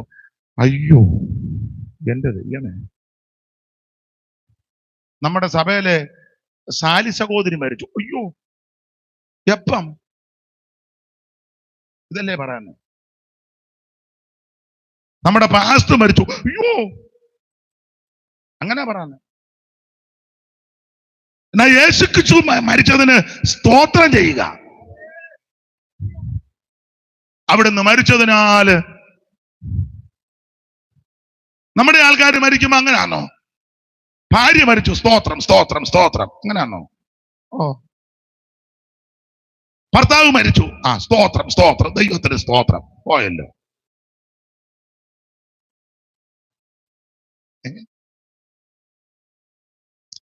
അലോഗ്യം ഉണ്ടെങ്കിലും അഭിപ്രായ വ്യത്യാസം ആന്നതിലും ദുഃഖമാണ് ഇല്ലേ? പക്ഷെ യേശു ക്രിസ്തു മരിച്ചെന്ന് മരിച്ചതിനെ പറ്റി എല്ലാവരും ഇവിടെ നിന്ന് പറഞ്ഞത് സ്തോത്രം. ഈ മരണം വിശേഷപ്പെട്ട മരണമാണ്. വേറെ ആരുടെ മരണത്തിനാണ് നമ്മൾ സ്തോത്രം ചെയ്യുന്നത്?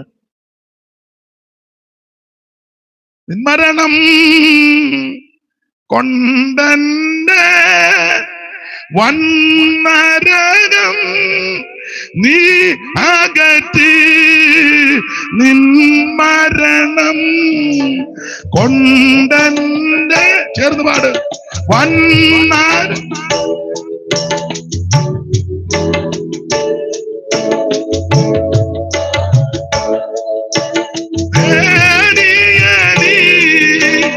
എൻകാലം കഴിപ്പാൻ കൃപ ചെയ്യണമേ, എൻകാലം കഴിപ്പാൻ കൃപ ചെയ്യണമേ. ഓ ദേവേശ യേശു പര ജീവനെ നീയായി വെടി. ഓ ദേവേശ യേശു ജീവനെ നീയായി വെടിഞ്ഞു. ജീവനത്തെ പാപികൾക്ക് നിത്യജീവൻ കൊടുപ്പാനായി നീ മരിച്ചോ, നിത്യജീവൻ കൊടുപ്പാൻ നീ മരിച്ചോ, നിത്യജീവൻ കൊടുപ്പാനായി നീ മരിച്ചോ, നിത്യജീവൻ കൊടുപ്പാനായി നീ മരിച്ചോ. കരമുയർത്തി സ്തോത്രം ചെയ്യ. അവിടുന്ന് മരിച്ചതിനാൽ സ്തോത്രം. വേറെ ആര് മരിച്ചത് കേൾക്കുമ്പോ സ്തോത്രം ചെയ്യത്തില്ല. യേശുക്രിസ്തുവിന്റെ മരണത്തിന് നമ്മൾ സ്തോത്രം ചെയ്യുക. ഈ മരണം വിലയേറിയ മരണമാണ്. ഒന്ന്, തിരുവെടുത്ത് പറഞ്ഞതുപോലെ മരിച്ചത്. രണ്ട്, ഈ മരണം ലോകം മുഴുവൻ പറഞ്ഞുകൊണ്ടിരിക്കുക. മൂന്ന്, എല്ലാ ആഴ്ചയിലും മരണത്തെ പറ്റിയാ പ്രസ്താവിക്കുന്നത്. എല്ലാ ദിവസവും ഈ മരണത്തെ പറ്റിയാ പറയുന്നത്. സ്തോത്രം. നാല്, ഈ മരണത്തെ ഓർത്ത് നമ്മൾ സ്തോത്രം ചെയ്യുക. ദൈവത്തിന്റെ മഹത്വം. അവിടുത്തെ മരണം വിലയേറിയ മരണമാണ്. ദൈവത്തിന് മഹത്വം ഉണ്ടാകട്ടെ. മാത്രമല്ല അവിടുത്തെ മരണത്തിന് വിശേഷത, ഒന്ന്, മരിക്കാനായിട്ടാ വന്നേ, അവിടുന്ന് തന്നെ പറഞ്ഞു. രണ്ട്, എവിടെ വെച്ച് മരിക്കുമെന്നും പറഞ്ഞു. നമുക്ക് വല്ലതും അങ്ങനെ പറയാൻ പറ്റുമോ? ഞാൻ പാറശാലയെ വെച്ചേ മരിക്കുള്ളൂ പറയാൻ പറ്റുമോ? കൊള്ളാം, ഒന്നും പറയാനൊക്കത്തില്ല. ഞാന് കാനഡയിൽ ചെന്നേ മരിക്കുന്നുള്ളൂ അങ്ങനെ പറയാൻ പറ്റുമോ? ഒന്നും നോക്കത്തില്ല. യേശുക്രിസ്തു വളരെ സ്പഷ്ടമായിട്ട് പറഞ്ഞു എവിടെ മരിക്കും, എങ്ങനെ മരിക്കും, ഏത് വിധത്തിൽ മരിക്കും, ആരാ കൊല്ലുന്നത്, മരിച്ചു കഴിഞ്ഞ് എന്തോ നടക്കും, ഇതെല്ലാം ക്ലിയർ ആക്കിയ. ഈയിടെ ഞാൻ ഒരാൾ ചോദിച്ചു എന്തോ ഉണ്ട്. ഓ, ഇങ്ങനെ പോകുന്നു, തട്ടിയും ഊന്തിയും. ഇനി കുറെ നാൾ കൂടെ കാണും. എങ്ങനെ ചാകുന്നെന്ന് ആര്? പിന്നെ ഒന്നേ ഉള്ളു, അധികം കിടക്കാതെ എന്തായാലും ചാകുമ്പോ കിടന്നേ നോക്കുള്ളൂ, കാരണം ഒന്നേ താഴെ വീഴും. കിടക്കാതെ അങ്ങനെ ചാകുന്നു. നിന്നോണ്ട് ആരാ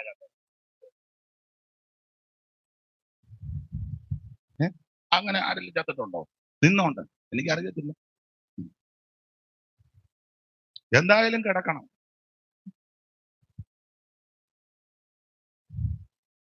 കട്ടിൽ കിടക്കയിൽ വെച്ചോ അയ്യോ സോദര, വീട്ടിൽ വസിച്ചിടുമ്പോഴോ. കട്ടിൽ കിടക്കയിൽ വെച്ചോ അയ്യോ സോദര, വീട്ടിൽ വസിച്ചിടുമ്പോഴോ. കാടുമലകളിലോ റോഡു തെരുകളിലോ, കാടുമലകളിലോ റോഡു തെരുകളിലോ കൂട്ടുകാർ ചേർന്നു വഴി യാത്രകൾ ചെയ്യുമ്പോഴോ. കൂട്ടുകാർ ചേർന്നു വഴി യാത്രകൾ ചെയ്യുമ്പോഴോ. എപ്പോഴാണ് എന്റെ സോദര മൃത്യു വരുന്ന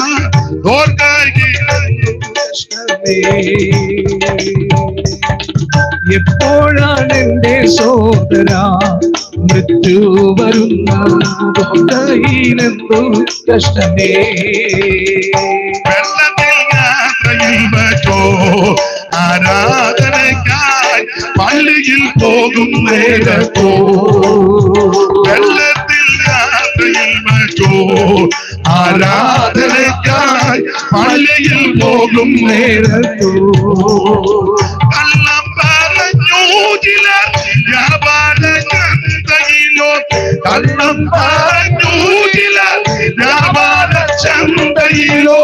കള്ളക്കേസിനു പോകും കച്ചേരി തിണ്ണയിലോ, കള്ളക്കേസിനു പോകും ചേരി തിണ്ണയിലോ. എപ്പോഴാണ് എന്റെ സോദര മൃത്യു വരുന്ന കയ്യിലെന്തു കഷ്ടമേ. ഓ എപ്പോഴാണ് എന്റെ സോദര മൃത്യു വരുന്നതോർക്കയിലെന്തു കഷ്ടമേ. വാളിനാൽ വെട്ടുകൊണ്ടിട്ടോ വല്ലാത്തതായ വ്യാധികൾ വന്ന് കൂടിട്ടോ. വാളിനാൽ വെട്ടുകൊണ്ടിട്ടോ വല്ലാത്തതായ വ്യാധികൾ വന്നു വെട്ടിട്ടോ. പെട്ടെന്നുള്ള മരണം ഹൃദയരോഗങ്ങളാലോ, പെട്ടെന്നുള്ള മരണം ഹൃദയരോഗങ്ങളാലോ. ഓ സർപ്പവിഷമേറ്റിട്ടോ വൈദ്യന്റെ വീട്ടിൽ വെച്ചോ, സർപ്പവിഷമേറ്റിട്ടോ വൈദ്യന്റെ വീട്ടിൽ വെച്ചോ. എപ്പോഴാണ് എന്റെ സോദര മൃത്യു വരുന്ന കയ്യിലെന്തു കഷ്ടമേ. രാത്രി എനിക്ക് ഓടിപ്പിക്കാനുള്ള പ്രധാന സന്തോഷത്തിൽ പ്രധാനമായിട്ട് ഒരു കാര്യം, മരണം നിന്നെ പിടികൂടുന്നതിന് മുമ്പ് നിനക്ക് വേണ്ടി മരിച്ച യേശുവിനെ രക്ഷകനായി സ്വീകരിക്കണം. മറ്റൊരു തണലും രക്ഷയില്ല. നാം രക്ഷിക്കപ്പെടുവാൻ ആകാശത്തിന് കീഴിൽ മനുഷ്യരുടെ ഇടയിൽ നൽകപ്പെട്ട ഒരേ ഒരു നാമം നസറായനാകുന്ന യേശു ക്രിസ്തുവിന്റെ പരിശുദ്ധ നാമം. ഇന്ന് രാത്രി യേശു നിനക്ക് വേണ്ടിയാ മരിച്ചത്. അപ്പൊ കർത്താവ് എല്ലാം വളരെ ക്ലിയർ ആയിട്ട് പറഞ്ഞാ. മരിക്കാൻ വന്നു, ചില ദിവസം കഴിയുമ്പോൾ മരിക്കും. എവിടെ വെച്ച് മരിക്കും, എങ്ങനെ മരിക്കും, ഏത് വിധത്തിൽ മരിക്കും, ഊഹാഭോഗമൊന്നുമല്ല. ഇനി നിങ്ങൾ ആ ഭാഗം പഠിച്ചാൽ കർത്താവിന്റെ തിരുമരണത്തെ പറ്റി അവിടുന്ന് പ്രസ്താവിച്ചെടുത്തതെല്ലാം മരിച്ചു എന്ന് പറഞ്ഞ് നിർത്തുകയല്ല, ചേർത്ത് പറഞ്ഞിട്ട് ഉയർത്തു വന്നു. മോളെ ആ മുമ്പേ വായിച്ച വാക്യം 8:31 വായിച്ചേ. മർക്കോസ് 8:31 പെട്ടെന്ന് വായിക്കും. മനുഷ്യപുത്രൻ പലതും സഹിക്കുകയും മൂപ്പന്മാരും മഹാപുരോഹിതന്മാരും ശാസ്ത്രിമാരും അവനെ തള്ളിക്കളഞ്ഞു കൊല്ലുകയും 3 നാൾ കഴിഞ്ഞിട്ട് അവൻ ഉയർത്തെഴുന്നേൽക്കുകയും വേണമെന്ന്. മതി മതി. കൊല്ലുകയും എന്നിട്ട് ഫുൾ സ്റ്റോപ്പ് ഉണ്ടോ? വായിച്ചേ കൊച്ചേ. തള്ളിക്കളഞ്ഞു കൊല്ലുകയും എന്നിട്ട് ഫുൾ സ്റ്റോപ്പ് ഉണ്ടോ? ഇല്ല, ചേർത്താ പറഞ്ഞത്. കൊല്ലുകയും 3 നാൾ കഴിഞ്ഞിട്ട്. അതാ കൊല്ലുകയും കുത്തില്ല. കൊല്ലുകയും 3 നാൾ കഴിഞ്ഞിട്ട് ഇതുപോലെ മരിച്ച ആരുണ്ട്?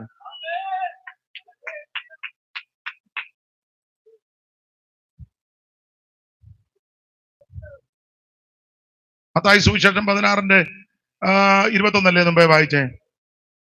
അന്ന് മുതൽ യേശുതാൻ ആ. യെരൂശലേമിൽ ചെന്നിട്ട് ആ. മൂപ്പന്മാർ, ആ. മഹാപുരോഹിതന്മാർ, ആ. ശാസ്ത്രിമാർ എന്നിവർ ആ. പലതും സഹിച്ച് കൊല്ലപ്പെടുകയും ആ. മൂന്നാം നാൾ കൊല്ലപ്പെടുകയും കുത്തുണ്ടോ? ഇല്ല, കൊല്ലപ്പെടുകയും മൂന്നാം നാൾ ചേർത്താ പറഞ്ഞേക്കുന്നത്. കൊല്ലപ്പെടുകയും മൗനം ആചരിക്കാം.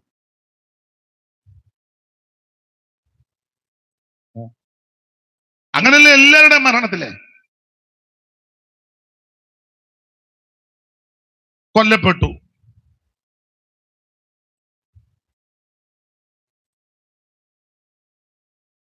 ചേർത്ത് വായിക്കുമോളോ? പലതും സഹിച്ച് കൊല്ലപ്പെടുകയും മൂന്നാം നാൾ ഉയർത്തെഴുന്നേൽക്കുകയും വേണം. അങ്ങനെ വായിച്ചു തരേണ്ടത്. ശ്രദ്ധിക്കുന്നുണ്ട്, അതുകൊണ്ടാ. കൊല്ലപ്പെടുകയും ഉയർക്കുകയും ചെയ്യും. അവിടുത്തെ തിരുമരണത്തെ പറ്റി പ്രസ്താവിച്ചെടുത്തല്ല അങ്ങനെ പറഞ്ഞേക്കുന്നത്. ഇതുപോലെ പറഞ്ഞ് മരിച്ച ആരുണ്ട്? ഒന്നും പറഞ്ഞില്ലല്ലോ യാകാൻ നേരത്ത്. നമ്മൾ ചോദിക്കില്ല എങ്ങനെയാകത്തെ വല്ലതും പറഞ്ഞോ? പറയാൻ ഇങ്ങനെ വാ പൊളിച്ചെന്ന. പിന്നെ അടുത്ത് നിന്ന് ചാണ്ടി കയറി, എന്നിട്ടും പല്ല് പൊങ്ങിയായിരുന്നു. നാളെ ഒരാൾ പറഞ്ഞ് കണ്ണിക്കൂടാ പോയെന്ന്. ഇനി മൂക്കിന് 2 തുള തന്നേക്കുന്ന എന്തിനാ? ഇതൊക്കെ പോകേണ്ട സ്ഥലത്തൂടെ ഓരോന്നും പോകേണ്ട സ്ഥലങ്ങളുണ്ട്. അതെല്ലാം അങ്ങനെ തന്നെ വേണം. മൂക്കിന് ദ്വാരം തന്നേക്കുന്ന അങ്ങനല്ലേ? ഇനി പുള്ളി പറയാ കണ്ണിക്കൂടാ പോയെന്ന്. ഇവിടെ ഓരോരുത്തരും മരിച്ചതൊന്നും പറയാതിരിക്കുന്നതാ നല്ലത്. യേശു മരിച്ചപ്പോ എല്ലാം പറഞ്ഞേച്ചാ മരിച്ചേ. ജീവൻ പോകുന്ന സമയത്ത് എന്തോ കർത്താവിന്റെ മരണത്തിന്റെ മാതൃക. ഞാൻ എടുത്ത വാക്യം നാളെ പറയാം. ഇപ്പൊ തന്നെ പറഞ്ഞു, നാളെ പറയാം. നാളെ ഉണ്ടല്ലോ. പിന്നെ ഇന്നിപ്പോ ഇങ്ങനെ സമയം ഒന്നും ഞാൻ 2 വരെയല്ലാതെ അങ്ങനെ.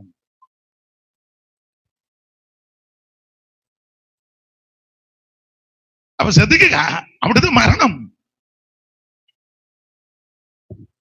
നിങ്ങൾ 2 പേരായിട്ട് പറഞ്ഞു. എന്തുവാ?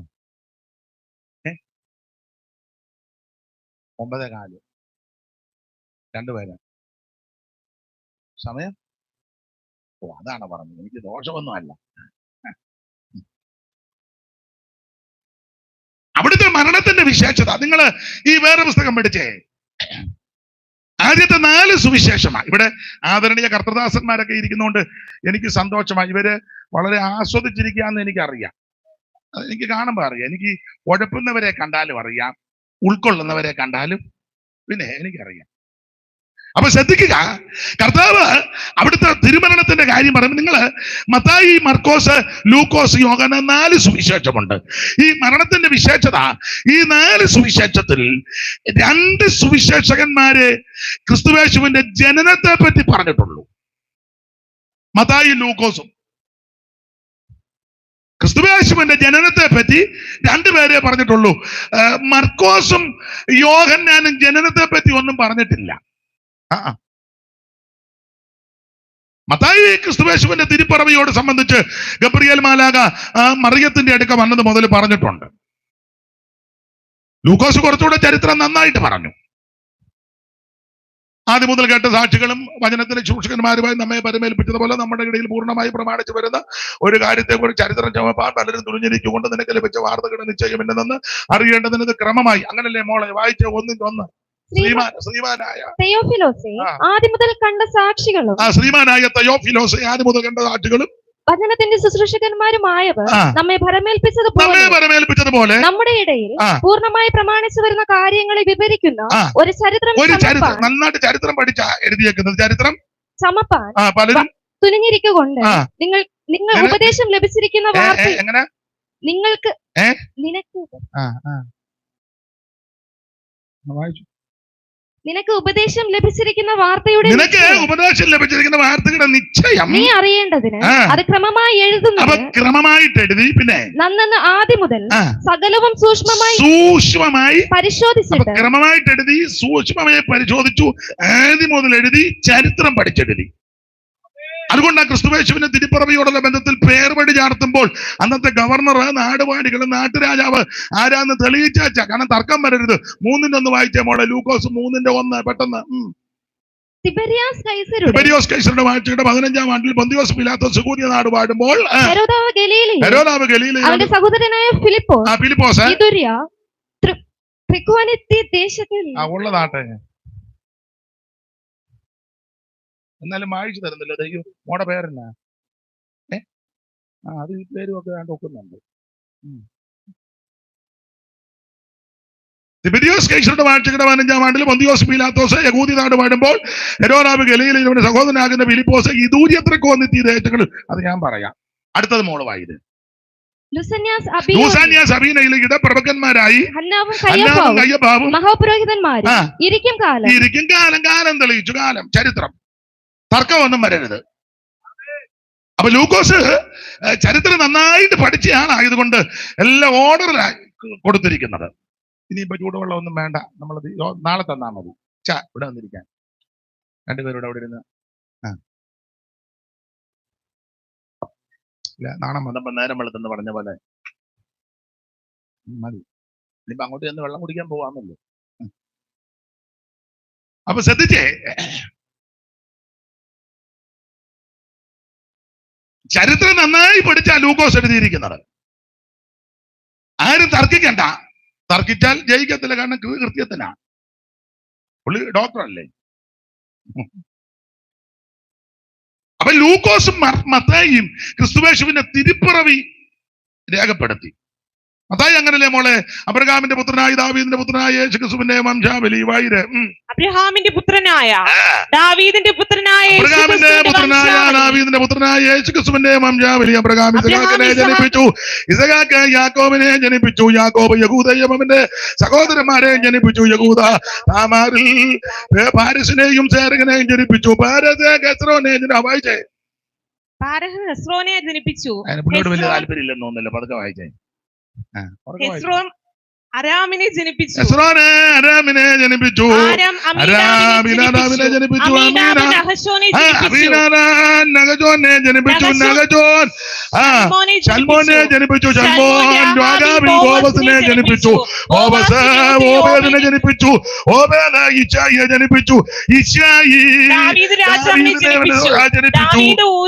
ഊരിയാവിന്റെ അവിടെ പേര് പറഞ്ഞില്ല. അത് അവിടെ പറയാൻ കൊള്ളുകയല്ല. ജനിപ്പിച്ചോട്ടെ, പക്ഷെ അവിടെ പേര് പറഞ്ഞിട്ടില്ല.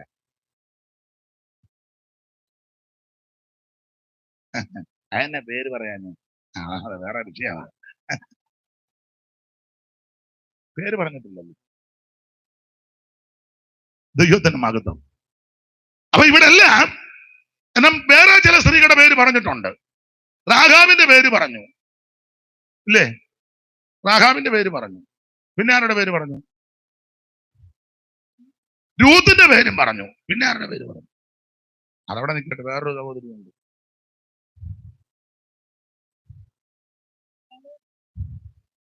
കലോമനെ പെണ്ണാക്കുകയാണ്.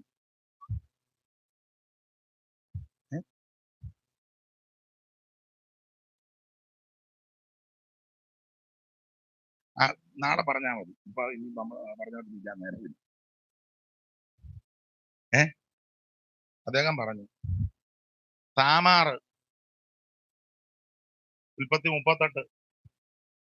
അപ്പൊ താമാറിന്റെ പേര് പറഞ്ഞു, രാഘാവിന്റെ പേര് പറഞ്ഞു, രൂത്തിന്റെ പേര് പറഞ്ഞു. മറിയ തന്നെ ആണല്ലോ പിടിച്ചേക്കുന്നത്. മറിയയുടെ ആളാന്ന്.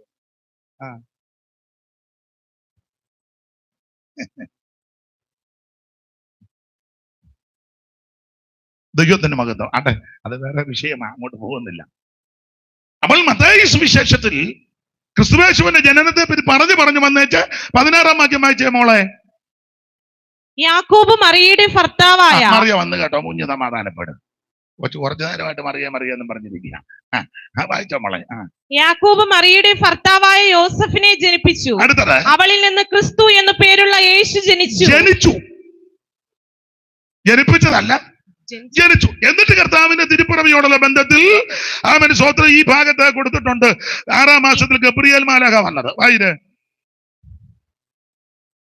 ഇല്ലേ? ഇങ്ങനെ നനച്ചിരിക്കുമ്പോൾ കർത്താവിന്റെ ദൂതൻ അവന് സ്വപ്നത്തിൽ, എന്നാൽ യേശുക്രിസ്തുവിന്റെ ജനനം ഇവണ്ണമായിരുന്നു. അവന്റെ അമ്മയായ മറിയ യോസഫിന് വിവാഹം നിശ്ചയിക്കപ്പെട്ട ശേഷം അവർ കൂടി വരും മുമ്പേ പരിശുദ്ധാത്മാവിനാൽ ഗർഭിണിയായി എന്ന് കണ്ടു. താഴോട്ട് വായിക്കുമ്പോൾ നിങ്ങൾക്കറിയാം ക്രിസ്തുയേശുവിന്റെ തിരുപ്പിറവി മത്തായി സൂചിപ്പിക്കുന്നുണ്ട്. ഒത്തിരി വിശദമല്ലെങ്കിലും സൂചന തന്നു. ലൂക്കോസ് നന്നായിട്ട് ആ കാര്യം വിസ്തരിച്ചെഴുതി, എല്ലാം എടുപ്പിക്കുന്നില്ല. അപ്പോൾ 2 സുവിശേഷകന്മാർ ക്രിസ്തുയേശുവിന്റെ തിരുപ്പിറവി രേഖപ്പെടുത്തി. എന്നാൽ 2 സുവിശേഷകന്മാർ ഇത് രേഖപ്പെടുത്തിയിട്ടില്ല. ആരാ? യോഹന്നാനും മർക്കോസും. മർക്കോസ് ക്രിസ്തുവിനെ ദാസനായിട്ട് വെളിപ്പെടുത്തിയിരിക്കുക. ദാസന്റെ ജനനം ഒന്നും ഇപ്പൊ ആർക്കും കേൾക്കാൻ വലിയ ചിത്രനാളിന്റെ ജനനം കേൾക്കാൻ ആൾക്കാർക്ക് താല്പര്യം വരും. നമ്മുടെ ജനനം കേൾക്കാൻ വല്ലവർക്ക്, നമ്മുടെ വീട്ടുകാർക്ക് തന്നെ വലിയ വേറെ വല്ല കാര്യം.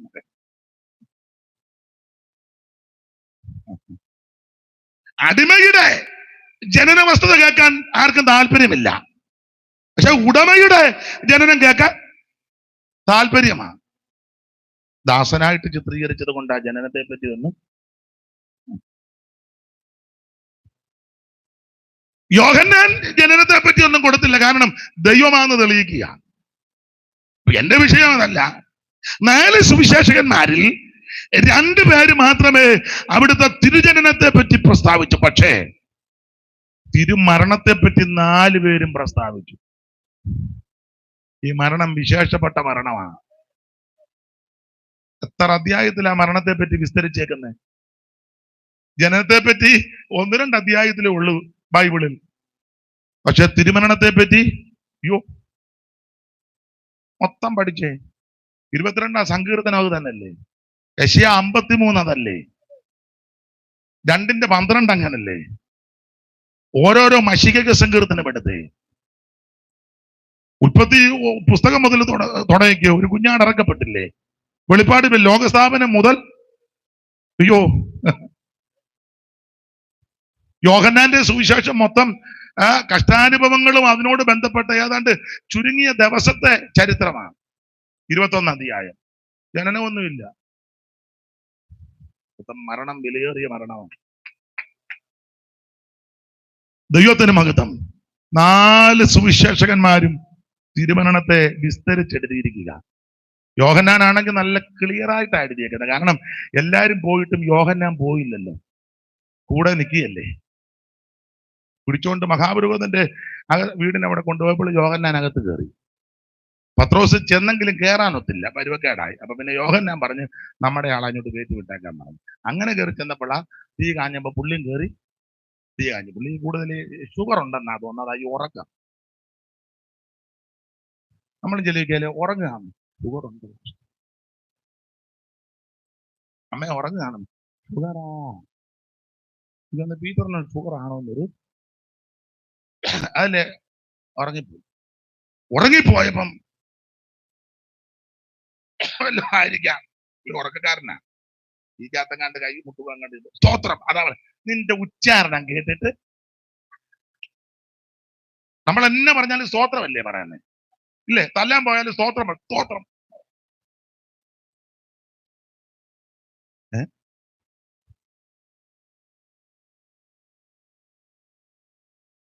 ഉറങ്ങിയപ്പോൾ എങ്ങാണ്ട് നീ വല്ലതും മുട്ടി കാണുമായിരിക്കും. അത് സ്തോത്രം.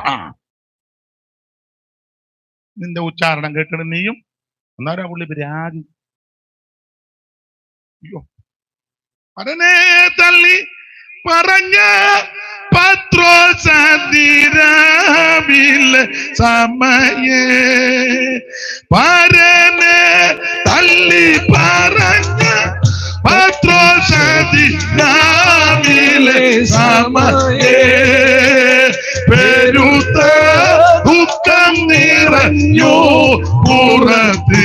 തിളങ്ങി പൊട്ടിക്കരഞ്ഞു, പെരുത്ത ദുഃഖം നിറഞ്ഞു, പുറത്തിറങ്ങി പൊട്ടിക്കരഞ്ഞു.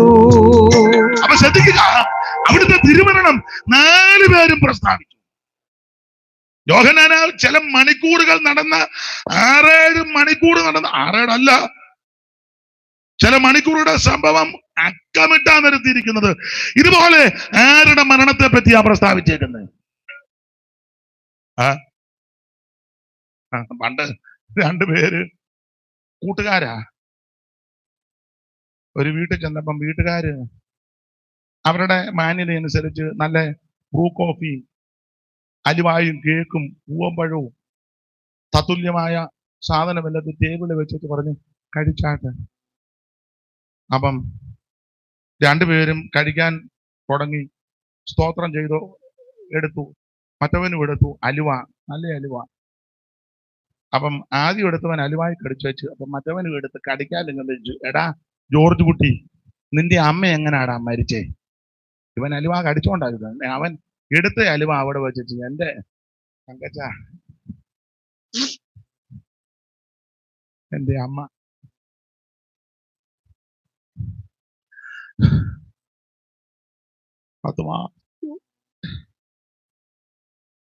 ഇവൻ കണ്ണുനീരോട് അമ്മ മരിച്ച കാര്യമെല്ലാം പറഞ്ഞ് അസുഖമായതും കിടന്നതും ആശുപത്രി. അപ്പം മറ്റവനത് മുഴുവൻ തീർത്തുകൊണ്ടിരിക്കുക. അവനെ കഴിച്ചിട്ട് ഇവൻ അമ്മ മരിച്ച സങ്കടം ഇടയ്ക്കിടയ്ക്ക് കണ്ണു തിരുമ്പുകയും. അമ്മ അങ്ങനെ മരിച്ച നോക്കിയപ്പോ ഒന്നുമില്ല. അപ്പം ഇവന് മനസ്സിലായി, ഇവൻ നമ്മളെ ആക്കിയതാണെന്ന്. ഒന്നും വേണ്ടിയില്ല. വേറൊരു ദിവസം ഇതുപോലൊരു വീട്ടിൽ ചെന്നപ്പോ ഇവർക്ക് ഇതുപോലെ കൊണ്ടുവച്ചു. അപ്പൊ ഇവന് ഓർമ്മ വന്നു. അപ്പം 2 പേര് ഇതുപോലെ ഓരോ സാധനം എടുത്തോണ്ട് ഇവൻ അങ്ങോട്ട് ചോദിച്ചു, എടാ നിന്റെ അമ്മ എങ്ങനാടാ മരിച്ചത്? ഓ ഉരുണ്ട് വീണ എത്തടാ, നീ അലുവാങ്ങി തരാൻ. ഒറ്റ വാക്കുകൊണ്ട് അവൻ പറഞ്ഞു, ഓ അതള്ള ഉരുണ്ട് വീണത്, നീ അതിങ്ങതാ. അല്ല, ഇവിടുത്തെ എല്ലാ മരണവും കൂടി വന്ന 1-2 വാക്ക് അല്പം പറഞ്ഞങ്ങ് നിർത്തുക. പക്ഷേ യേശുക്രിസ്തുവിന്റെ മരണം അടുക്കടുക്കായിട്ടാ പറഞ്ഞിരിക്കുന്നത്. വിശേഷിച്ച് ചില മണിക്കൂറുകൾ നടന്ന സംഭവങ്ങൾ യോഹന്നാൻ കണ്ടേക്കല്ലേ, കണ്ടതുകൊണ്ട് എത്ര ക്ലിയർ ആയിട്ടാ പറഞ്ഞിരിക്കുന്നത്. ദൈവത്തിന് മഹത്വം. ഇതുപോലൊരു മരണം വേറെ ഇല്ല. ഇതുപോലൊരു മരണം നടന്നിട്ടില്ല. ഇതുപോലൊരു മരണം ആർക്കും ഒക്കത്തുമില്ല. എന്തിനാ യേശു മരിച്ചത്? എന്നെയും നിന്നെയും രക്ഷിപ്പാൻ, എന്റെയും നിന്നെയും പാപമോചിക്കാൻ, എന്നെയും നിന്നെയും വീണ്ടെടുക്കുവാൻ, എന്റെയും നിന്നെയും പാപത്തിന് പരിഹാരം വരുത്തുവാൻ, എന്നെയും നിന്നെയും രക്ഷിപ്പാൻ, നിന്റെ പാപങ്ങളും ശാപങ്ങളും മാറ്റുവാൻ ഇന്ന് രാത്രി ആ തിരുമരണം ഓർത്ത് ദൈവത്തിന് സ്തോത്രം ചെയ്യുക. സമയം എന്തുവായി?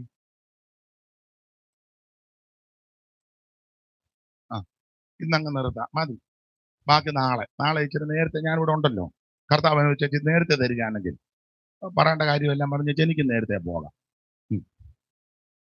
ഇന്ന് രാത്രി എല്ലാവരും ആ തിരുമരണത്തിൽ ഒന്ന് ധ്യാനിച്ച്, യേശുവേ അവിടുന്ന് മരിച്ചതിനാൽ സ്തോത്രം, യേശുവേ അവിടുന്ന് എനിക്ക് വേണ്ടി ജീവനെ തന്നതിനാൽ സ്തോത്രം, യേശുവേ അവിടുന്ന് എനിക്ക് വേണ്ടി രക്തം ചീന്തിയതിനായി സ്തോത്രം, അവിടുന്ന് എന്നെ രക്ഷിച്ചതിനാൽ സ്തോത്രം. സ്നേഹിത സുഹൃത്തെ, എന്നെ കേൾക്കുന്ന മാന്യ സഹോദര സഹോദരി, നിനക്ക് വേണ്ടിയാ യേശു മരിച്ചത്. നിന്നെ രക്ഷിക്കാനാ യേശു മരിച്ചത്. അവിടുന്ന് മരിച്ചു, അടക്കപ്പെട്ടു, ഉയർത്തെഴുന്നേറ്റ് ഇന്നും ജീവിക്കുന്നു. ആ യേശു നിന്നെ സ്നേഹിക്കുന്നു, യേശു നിന്നെ രക്ഷിക്കും, യേശു നിന്നെ വിടിവിക്കും. ഇന്ന് രാത്രി കർത്താവിന്റെ ആ തിരുമരണം ഓർത്ത് എല്ലാവരും ഒന്ന് സ്തോത്രം ചെയ്താട്ടെ. ഒരു പഴയ പാട്ടിന്റെ 2 ചരണങ്ങള് ഒന്ന് പാടാം. അറിയാവുന്നവര് ചേർന്ന് പാടണം. കർത്താവിന്റെ ദാസി മുമ്പേ പറഞ്ഞു, ഞങ്ങൾ തമ്മിൽ ഒക്കുന്നില്ലെന്ന്. പിച്ച് ഞാൻ ഈ ഉറക്കെ പറയുന്നത് കൊണ്ട് ചിലപ്പോ മേളിലാ പിടിക്കുന്നല്ലോ. എന്നാലും അപ്പച്ചന്റെ അത്രയൊന്നും ഞാൻ വരില്ല. അയ്യോ അതെന്തോ ഇവിടുന്ന് വാരുന്നു. അപ്പച്ചന്റെ കൂടെ പാടിയിട്ടുള്ളതല്ലേ. ചന്തം ചിന്തും തിരുമേനിയൻ പേർക്കായി, ചന്തം ചിന്തും തീറ്റുമേ നീ என்பர்காய் സ്വന്തമായ എല്ലാത്തെയും വെടിഞ്ഞ സ്വന്തമായ എല്ലാത്തെയും വെടിഞ്ഞ ബന്ധമില്ലാതായിയെ ഓർത്ത് ബന്ധമില്ലാതായിയെ ഓർത്ത് വീണ്ടെടുത്തു എന്നെയും വീണ്ടെടുത്തു എന്നെയും ആശ്ചര്യമേ ആശ്ചര്യമേ കൃപയേ ഓ കൃപയേ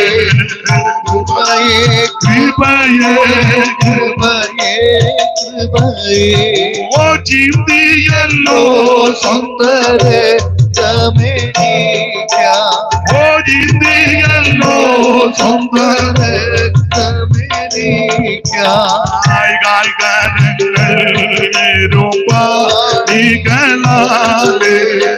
കാർമരങ്ങൾ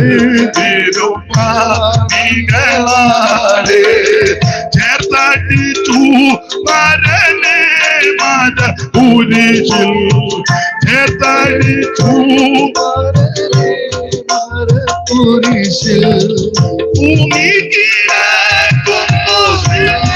സ്വരൂപം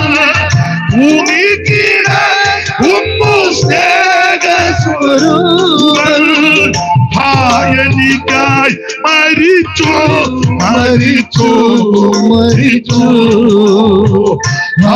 എനിക്കായി മരിച്ചു